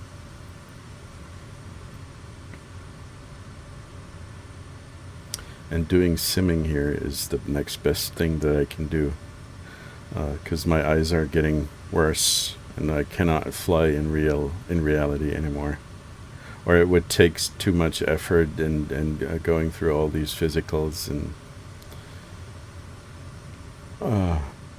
the sims have become good enough. So did you? So you were a pilot at one time? Yes, when I was much younger. A glider pilot. Oh wow! I knew a guy from South Africa that was a big into gliding. That sounds like a really interesting area to get into. I was thrown into the cold water really at the very beginning. I was learning at a glider school, which is in the Alps. And the first few things that I experienced was the effect that crosswind has on your landings, because the airfield that I was initially learning at, it's near a city called Unterwössen in Bavaria, and it's situated right between two. It's a little bit bigger than hills, but you wouldn't call it mountain yet. But you have all kinds of downdrafts and thermals, and it's actually quite difficult if the weather is right and you get all kinds of winds. And it was horrifying for me in the beginning, because it was quite difficult to get to grips. But it was a tough school, but I did learn. And I had a very tough teacher as well. He yelled at me if I did the wrong thing. He was an asshole. Well, that's probably what you need. Yeah, maybe. I've gone on these YouTube videos that are all about these, people that have crashed, and it just talks about how, pilot errors and just the crazy things. You got to have the constitution to be a pilot. To be able to go through tedious checklists, do all that stuff without getting nervous about it. Yeah, one of the biggest problems that I had back then, even when I was younger, was I could not, for the life of me, remember all the items that. And I mean, we're talking about gliders. That's not a whole big checklist. Not really. There are much less items than. Than a Kodiak. Yeah, for example. Not really. But still, I was so distracted by all kinds of things that I really had a hard time to actually remember all the things that you need to do. And that's why he yelled at me and said, "You forgot this item again," and all that. And eventually, I was able to remember them, because I was afraid he would. He would yell at me again. See, it works. It did Abuse work. Absolutely. Yes. That's one of the biggest misunderstandings of today's raising kids. Abuse and yelling at does work, for crying out loud. I mean, you know what I mean. But these that guy was his name was Walter, which is my second name. and we had something in common, and I hated him. At the end, when I was done with my first, what should I call it? The first course, basically, I was good enough, and he said I had talent, and I should continue to do it, but I hated him. He was such an asshole.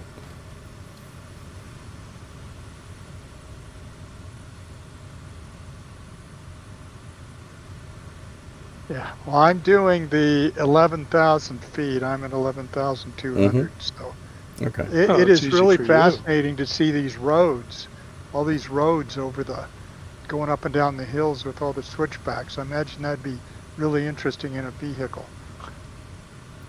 It's probably going to take a whole lot longer to drive these roads instead of flying. I think so. So, Matt, Mhm. did you? I mean, are you born and raised in Germany? Are you? I mean, is that where you're from? Because your English sounds like you're from the States. No, I am. Yes, I was born and raised in Germany. I did spend a bit of time in the States, but not really that much. But I do have relatives, and due to my job and the clients that I have, I did have a bit of practice speaking English. So at least I can order a meal without anybody wondering. It's good enough for Amazing. that. You have probably one of the best. I mean, you can understand a foreign accent very well, but I would have thought you were from stateside. From the States. I am flattered. I tried to tell you that once before, and you poo-pooed it. You did? You have a good command of the language, my friend. Okay, that's excellent. Thank you. I mean, it's interesting because a lot of the same vernacular terminology that we would use, you use as well. That's where I thought you must have spent quite a bit of time in the States, or you're from this area. And it was funny because there's a guy from India that I remember being the same thing, and I said, "How long have you been in the United States? You seem to understand the humor. You seem to understand everything." And he laughed and he says, "No, I haven't been here that long, but I've watched every episode of Jerry Seinfeld 5 times." There you go. Yeah, you don't necessarily have to spend a whole lot of time in a country to be able to speak the language, because I have been in the States a few times in my life, but not much longer than a couple of weeks each time. So that's you don't learn the language in that kind of time window. So it's due to the fact that I have just a lot of practice with people that are talking English. And I spent quite a lot of time doing stuff like this here. Mm-hmm.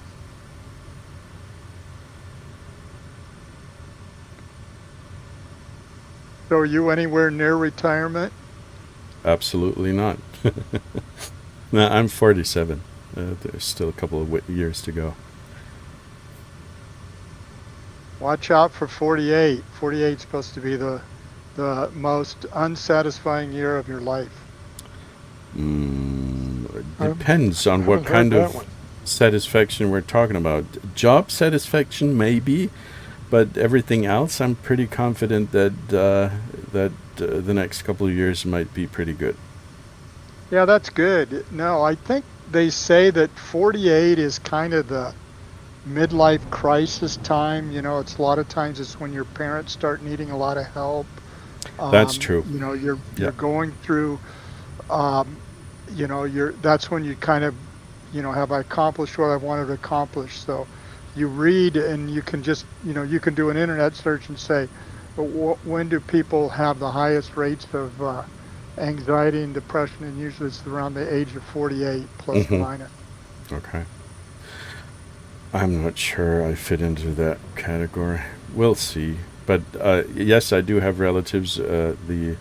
The aunt that unfortunately my parents don't live anymore, but I do have relatives who are getting old enough to need help in all kinds of ways, and so yeah, that is definitely something to think about. And losing family and that's a natural thing at that age, because I mean the parents, depending on how old they are, but quite a lot of people who have parents at that age. So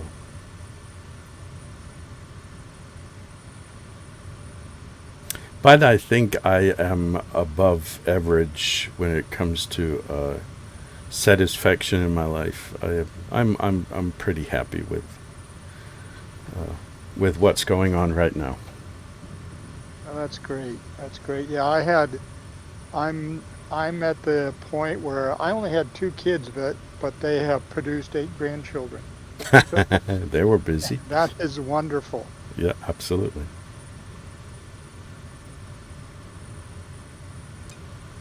Eight grandchildren.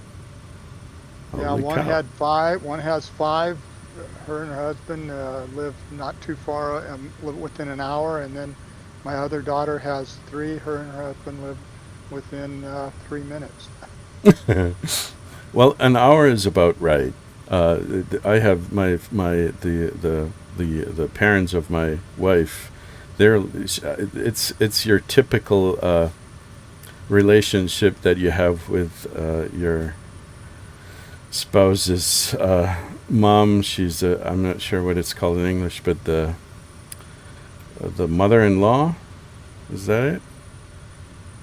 Yeah, the The mother-in-law. So she's I have all kinds of discussions with her, mostly about politics that I don't want to have. And it's it can become a bit stressful and tedious, but and she's living about an hour away. I cannot imagine living. I cannot imagine her living like 5 minutes away, because she would be involved in our life more than I could bear. So I'm happy about that. An hour is pretty good. I can drop the kids now it's off not bad. and go to a concert with my wife, and then pick them up later on or next day, and that's good. Well, the other thing that I didn't realize is it's really nice when they live south or north, so you don't have to have the sun in your eyes when you're driving. Mm-hmm.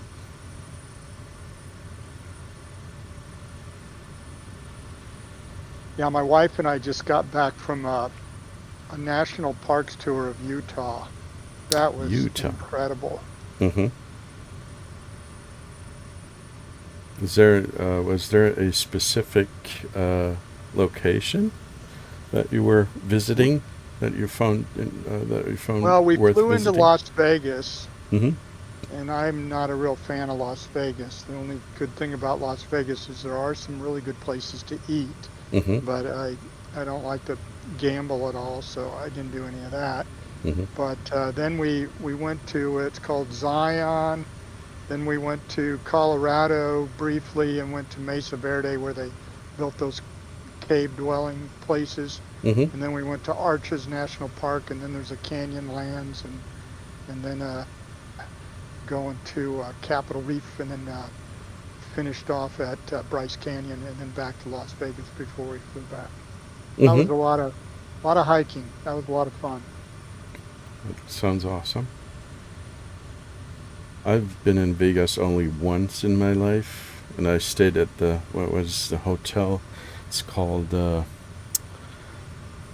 it starts with M. We stayed at MGM Grand. Yeah, that's not the one I'm talking about. Yes, but that is, that's quite famous. No, Mandalay Bay. That's the one. That was Sure, they're the ones that have that little amusement park not too far away or something, or a roller coaster thing. It was pretty new. It was like, I don't know, some 25 years ago when I was there. And okay. back then it was still pretty new. And it was unbelievable, the scale of it. And let alone the bed size. This is not something that you get in Germany. That was so over the top that I could not believe it. Was the first and the last time I was there, but I was impressed. And the casinos, the sheer size of it, the size of the breakfast buffet, it was so unbelievably huge and wasteful that you cannot possibly imagine. Yeah, there was a hotel called the Cosmopolitan, and they had a buffet called the Wicked Spoon. Mm-hmm. And I never ate so much in my entire life. I felt like a snake. I had to wait about 3 days before I ate again. Okay. Yeah, it was fantastic. The food was excellent, but it was just so overwhelming, all of it. Were you guys planning on landing at the next airport? I see I'm a little bit ahead of you. I'm trying to slow down, but I was planning on landing at at Mike Oscar X-ray, the solo whatever it's pronounced. Okay, yeah, But I'll drop down in altitude. I don't know what the altitude is. I'm at 6,600 right now. But we're snaking our way through the canyons here. Now that would probably be more interesting, but I just thought if my bit rate is high and I didn't want to test anything. No, Messed up. leave the system run. Don't ever change a running system. Well, the other thing I did after I updated the NVIDIA the card, they say you should delete all the shader caches. Mm-hmm. And so I deleted all those and everything, and then they say it can take a while before, you rebuild the shader cache and the rolling cache and all the different things before it can stabilize. Mm-hmm.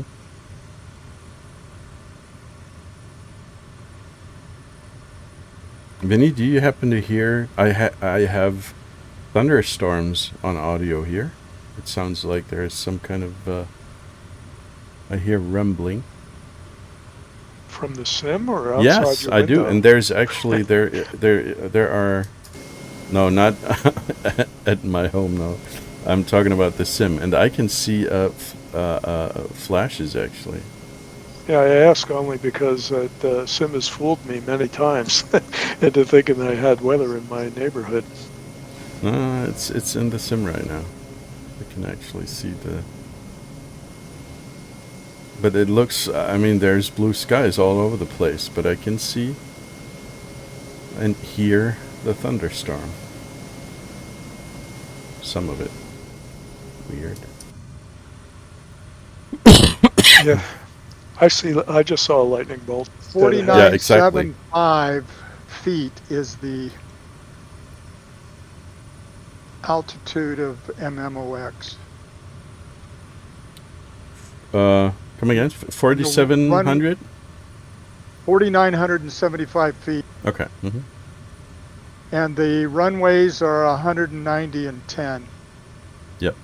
And at least little nav map says that the preferred runway would be 19 right now.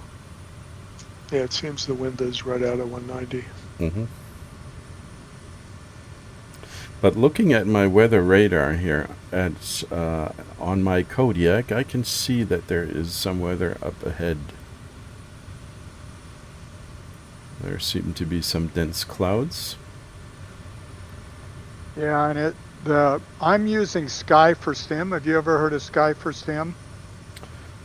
No, I don't think That's so. a new one on me. Sky for Sim NG. It is so cool. It is really a nice app. You can look at the airports. You can download the flight route in, and it has really nice maps that you can see, cities, streets, everything. Mm-hmm. Okay. I've been using Little Nav Map all my life, basically, because it's... Now, do you run... Well, see, in VR, the nice thing about Sky for Sim is it works in VR. Mm-hmm. Okay, I get it. That makes sense. because I don't think that little nav. I'm not sure if there's a plugin for this, but I don't. There think... is, but I haven't seen anything that works really, really well. Okay.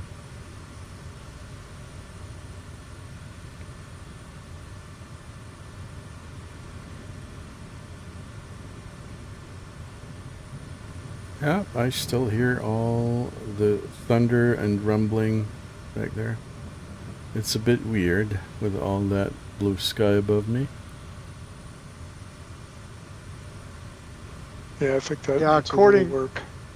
According to this Skyforce MMG, it says real weather. It's 30 degrees, and it shows it with scattered rain. Mm-hmm. But I don't see anything. There's no clouds above it. I don't know if I'm using live weather or not. I haven't looked. I think I am, and right now above the airport that we're looking at to fly to, this we have at least we have some buildups here. It's yellow on the map, which means that the clouds are pretty dense and it might be raining and all that. So one of the nice things about the Kodiak here, it does have weather radar, and it works quite well.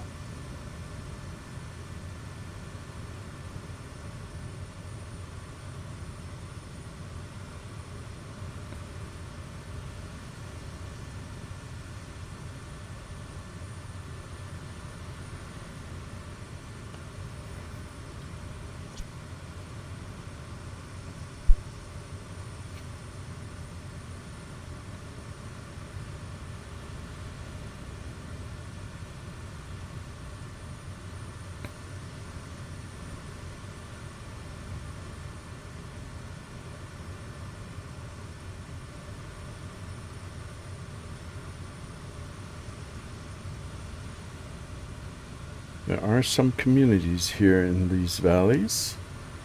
It's pretty cool.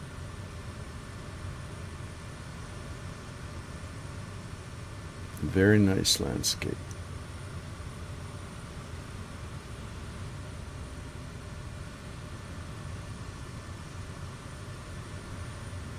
It is amazing with Flight Sim 2024, where they've done some pictures, of the, real from a real airplane and from Flight Sim, and Mm-hmm. it looked pretty similar. Yes, absolutely. It really depends on what kind of place you're looking at, but there were some. There are some really very nice aviation books out there. I've been talking to Vinny about that. There is a book which is called Flight of Passage. That's I don't know if you've heard of that, but it's about two boys who flew from coast to coast in the 60s. And it has some descriptions in the book, so you would be. I actually did follow the route, all the descriptions in the book, and try to replicate the flight inside the flight simulator. And I did that back in 2002 when in the simulator back then, and it was almost impossible to do because I mean the only visible kind of point of interest or ways to navigate were the roads, because they were pretty good back then. But nowadays you can actually just take a look at the landscape and take a look at the mountains and all and the rivers and all that, and it looks like in real life, some of it at least, and that is so utterly awesome that it's hard to believe. When 2020 came out, I was so hooked. I mean, it's even a little better than 2024, but I think they're basically still using the same satellite imagery or the same world, but it's awesome. It really is. Oh, this hill.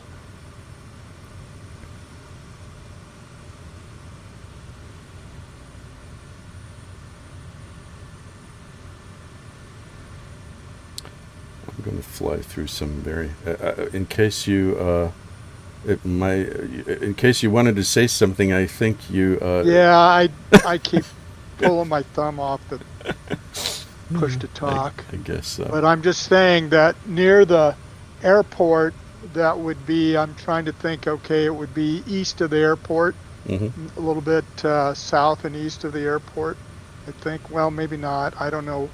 I'm a little bit confused which direction. Oh, I guess I'm heading north now. So it would be west of the airport. It's quite a little compound to see on top of a hill. Hmm. Okay.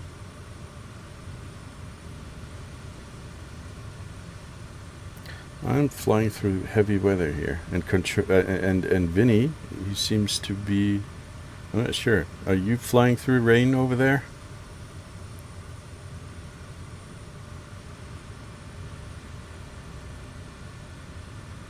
I think you could say it's instrument conditions. Mm-hmm.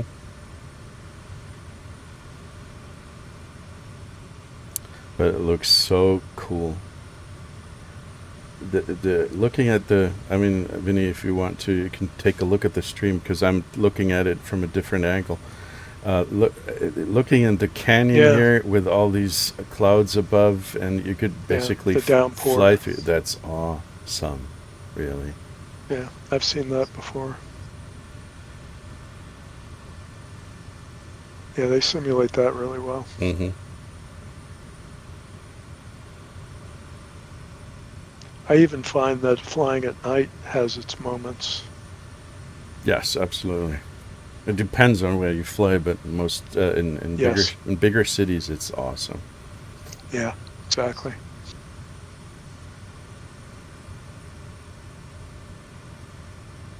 Frisco is especially cool, but mainly because I've been there quite a lot of times. It's just one of my favorite cities in the States. I was flying under the Golden Gate just the other day. Yeah.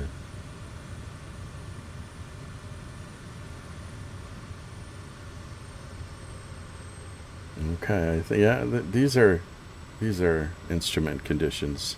No kidding. This is I can't see a thing.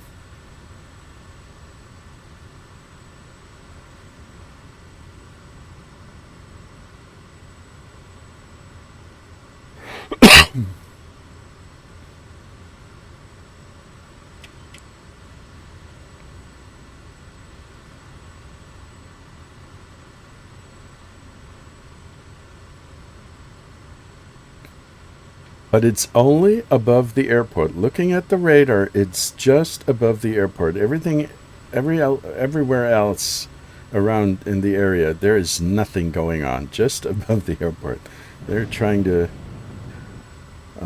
get rid of us here.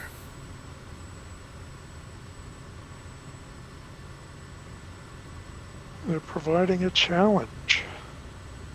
You could look at it this way. Or an annoyance, depending on what kind of mood you're in. Indeed. Let's take a look. Where am I?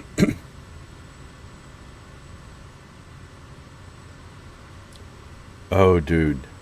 Looking at where Jim is, it's pouring cats and dogs. You just convinced me that I must not be on live. No, you shouldn't. You can't see a thing anymore. This is awesome. I mean, it's really awesome. It looks so cool. But landing might be a challenge, really. I think I'm going to use ILS. I haven't done that in a long time. You need to practice these things. Absolutely. Stay current.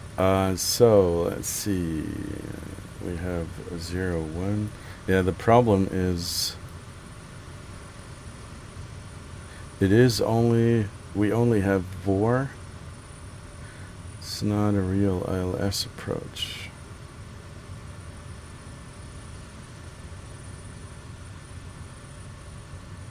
We're gonna try anyway.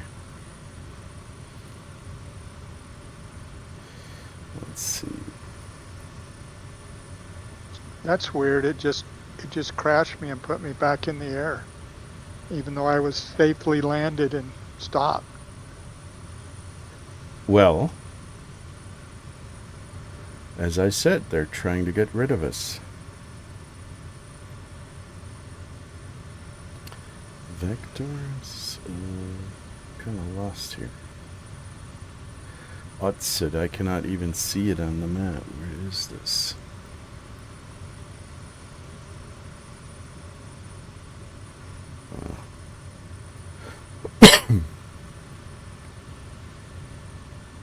So are you coming around from the? I guess I see you up there somewhere.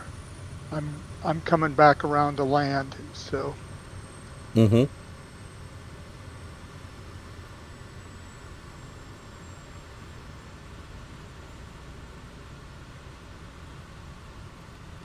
hopefully I won't be in your way. I'm not sure if this really matters. I'm just going to fly through to you. That's fine. Just fly through me. Mm-hmm.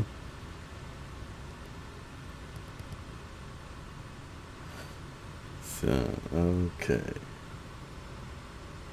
I'm just going to fly. Oh, we have a bit of a... the eye of the storm here.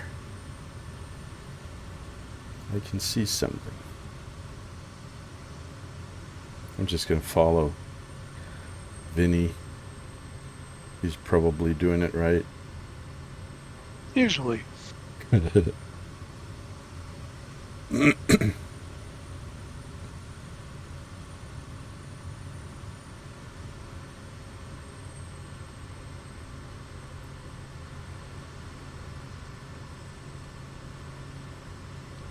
The city here is pretty awesome. There are so many little hills here. It almost looks like the 27 hills of Rome here.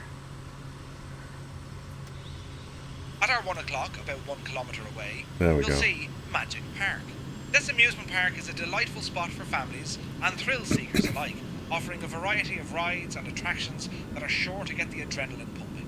It opened its doors in 2005 and has since become a beloved destination for locals and tourists. Imagine the joy on the faces of kids as they zoom down roller coasters and spin around on merry-go-rounds, and if you look closely, you might even spot some cheeky leprechauns hiding among the attractions, waiting to steal a ride. Yeah, just so you know.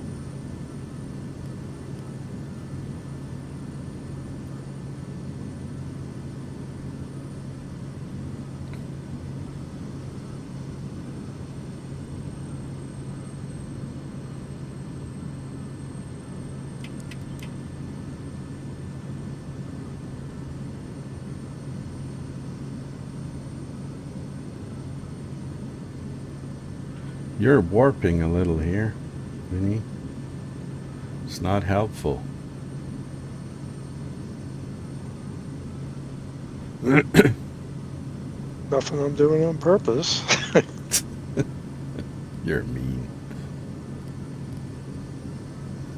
Let's see. I can see the runway. That's nice.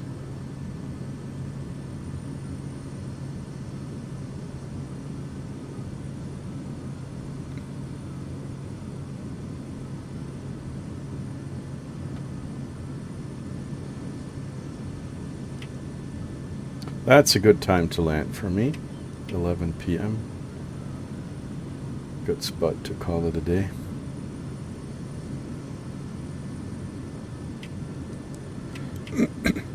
Well, I enjoyed flying with you guys. This is a lot of fun. Absolutely, it is. Thanks for joining. That was cool. I'm trying to do this every week, once at least.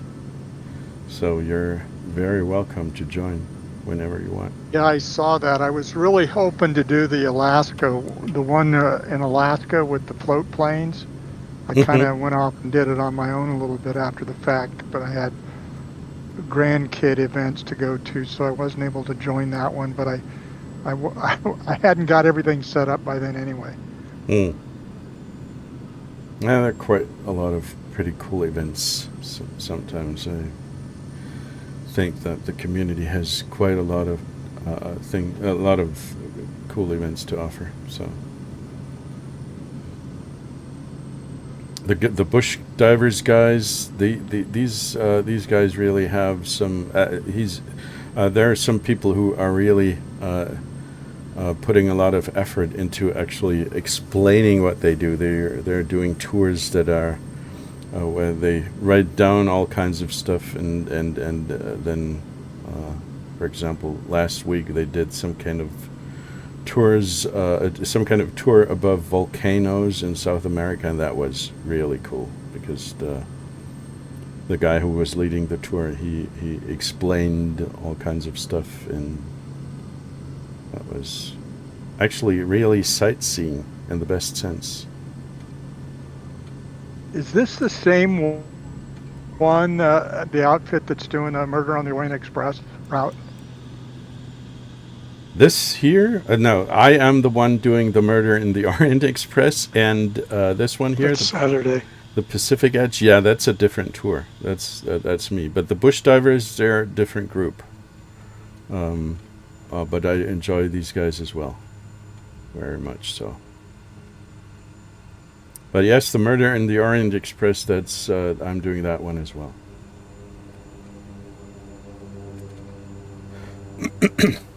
So I guess you know about Agatha Christie. Yeah, I may join that one if I can.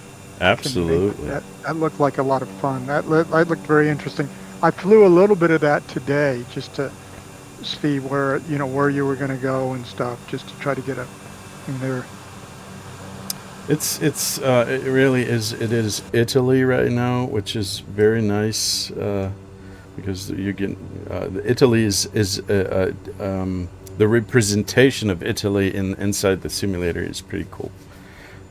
And I can actually record because I've been at some points there. At some point, for example, some of the lakes I've been personally, and I can at least say that they look that the representation inside the simulator looks pretty similar. So it's really nice.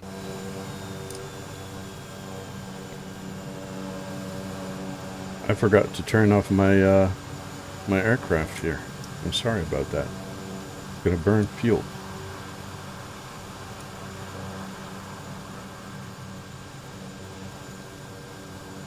Your jet looks very nice. It's small and nimble, and it's black. And it lacks a front gear. I've had that problem all the time. Sometimes the planes just lack parts of their landing gear.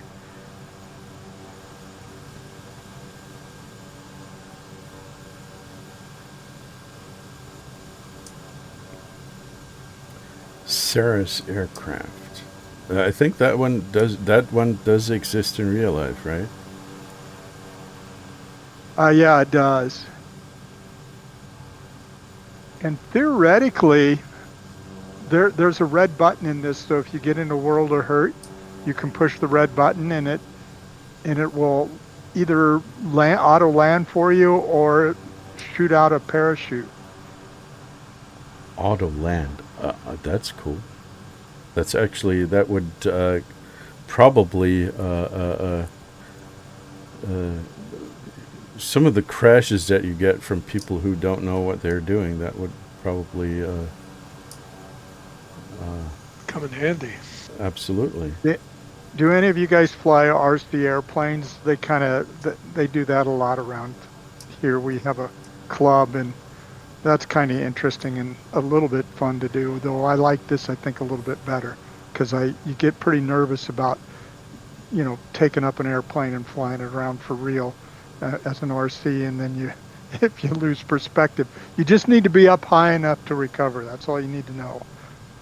My dad was into RC planes, and I cannot tell you how many of these things he trashed, but every other week he would come in with a new set, and sometimes he even built some. That was especially sad when he put in a lot of effort into building wings from scratch. He bought some kind of balsa. I'm not sure what it's called in English, but there's a specific type of wood which is called balsa, I think. Very light Yeah, wood. it's balsa. Balsa, wood. exactly. And he would basically build the entire plane out of balsa wood, and even put there's some kind of I'm not sure what it's called, but the thing that you put above the wings, which you can where you can use an iron to basically create heat and kind of I'm not sure how to explain this, but he put on the fabric that you need above that you need around the wings and all that. He would go into every possible detail, and then he would just go about fly this thing and crash it, and it would fall apart into a million pieces. That was so sad. And he would get mad about that. Ours is out at the landfill, near the landfill, and then there's a big cattle pasture near it too. And these guys would crash their $500 or $600 or $1,000 airplane out into the cow pasture, and then you'd take the garbage bag out and try to put all the pieces in, because you can, you want to save all the hardware anyway, and you can repurpose them. And so they gave nobody wanted to climb over the fence. Says, "Oh, I'll climb over the fence. Just give me the trash bag." But you see that bull over there? If that bull starts coming toward me, you better let me know. Yeah. That was the old man. He put a lot of effort into it, and I thought it was pretty cool. But he was not the best pilot, really. He was more the mechanic type of guy. Yeah, my uncle is 90 years old, and he was flying model airplanes in the 60s. And he said that back then, you didn't have the stabilization or, the gyros and all that kind of stuff. And it was basically tonal transmitters, and it would fly up in kind of a corkscrew, then you'd have it kind of fly down in a corkscrew, and that's about all you could do with the, radio transmitters back in the day. Yeah, well.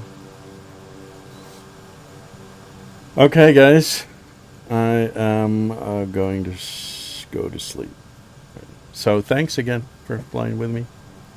Jim, by the thanks. way, do you mind? I'm usually recording these sessions. I would like to ask you if it's okay if people can hear your voice, because if you don't want that, that's all right.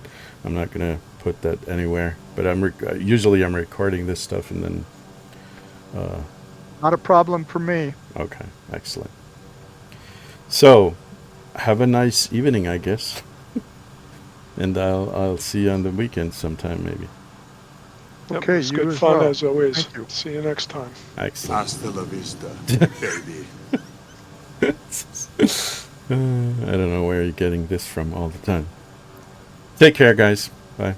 Take care. Bye now.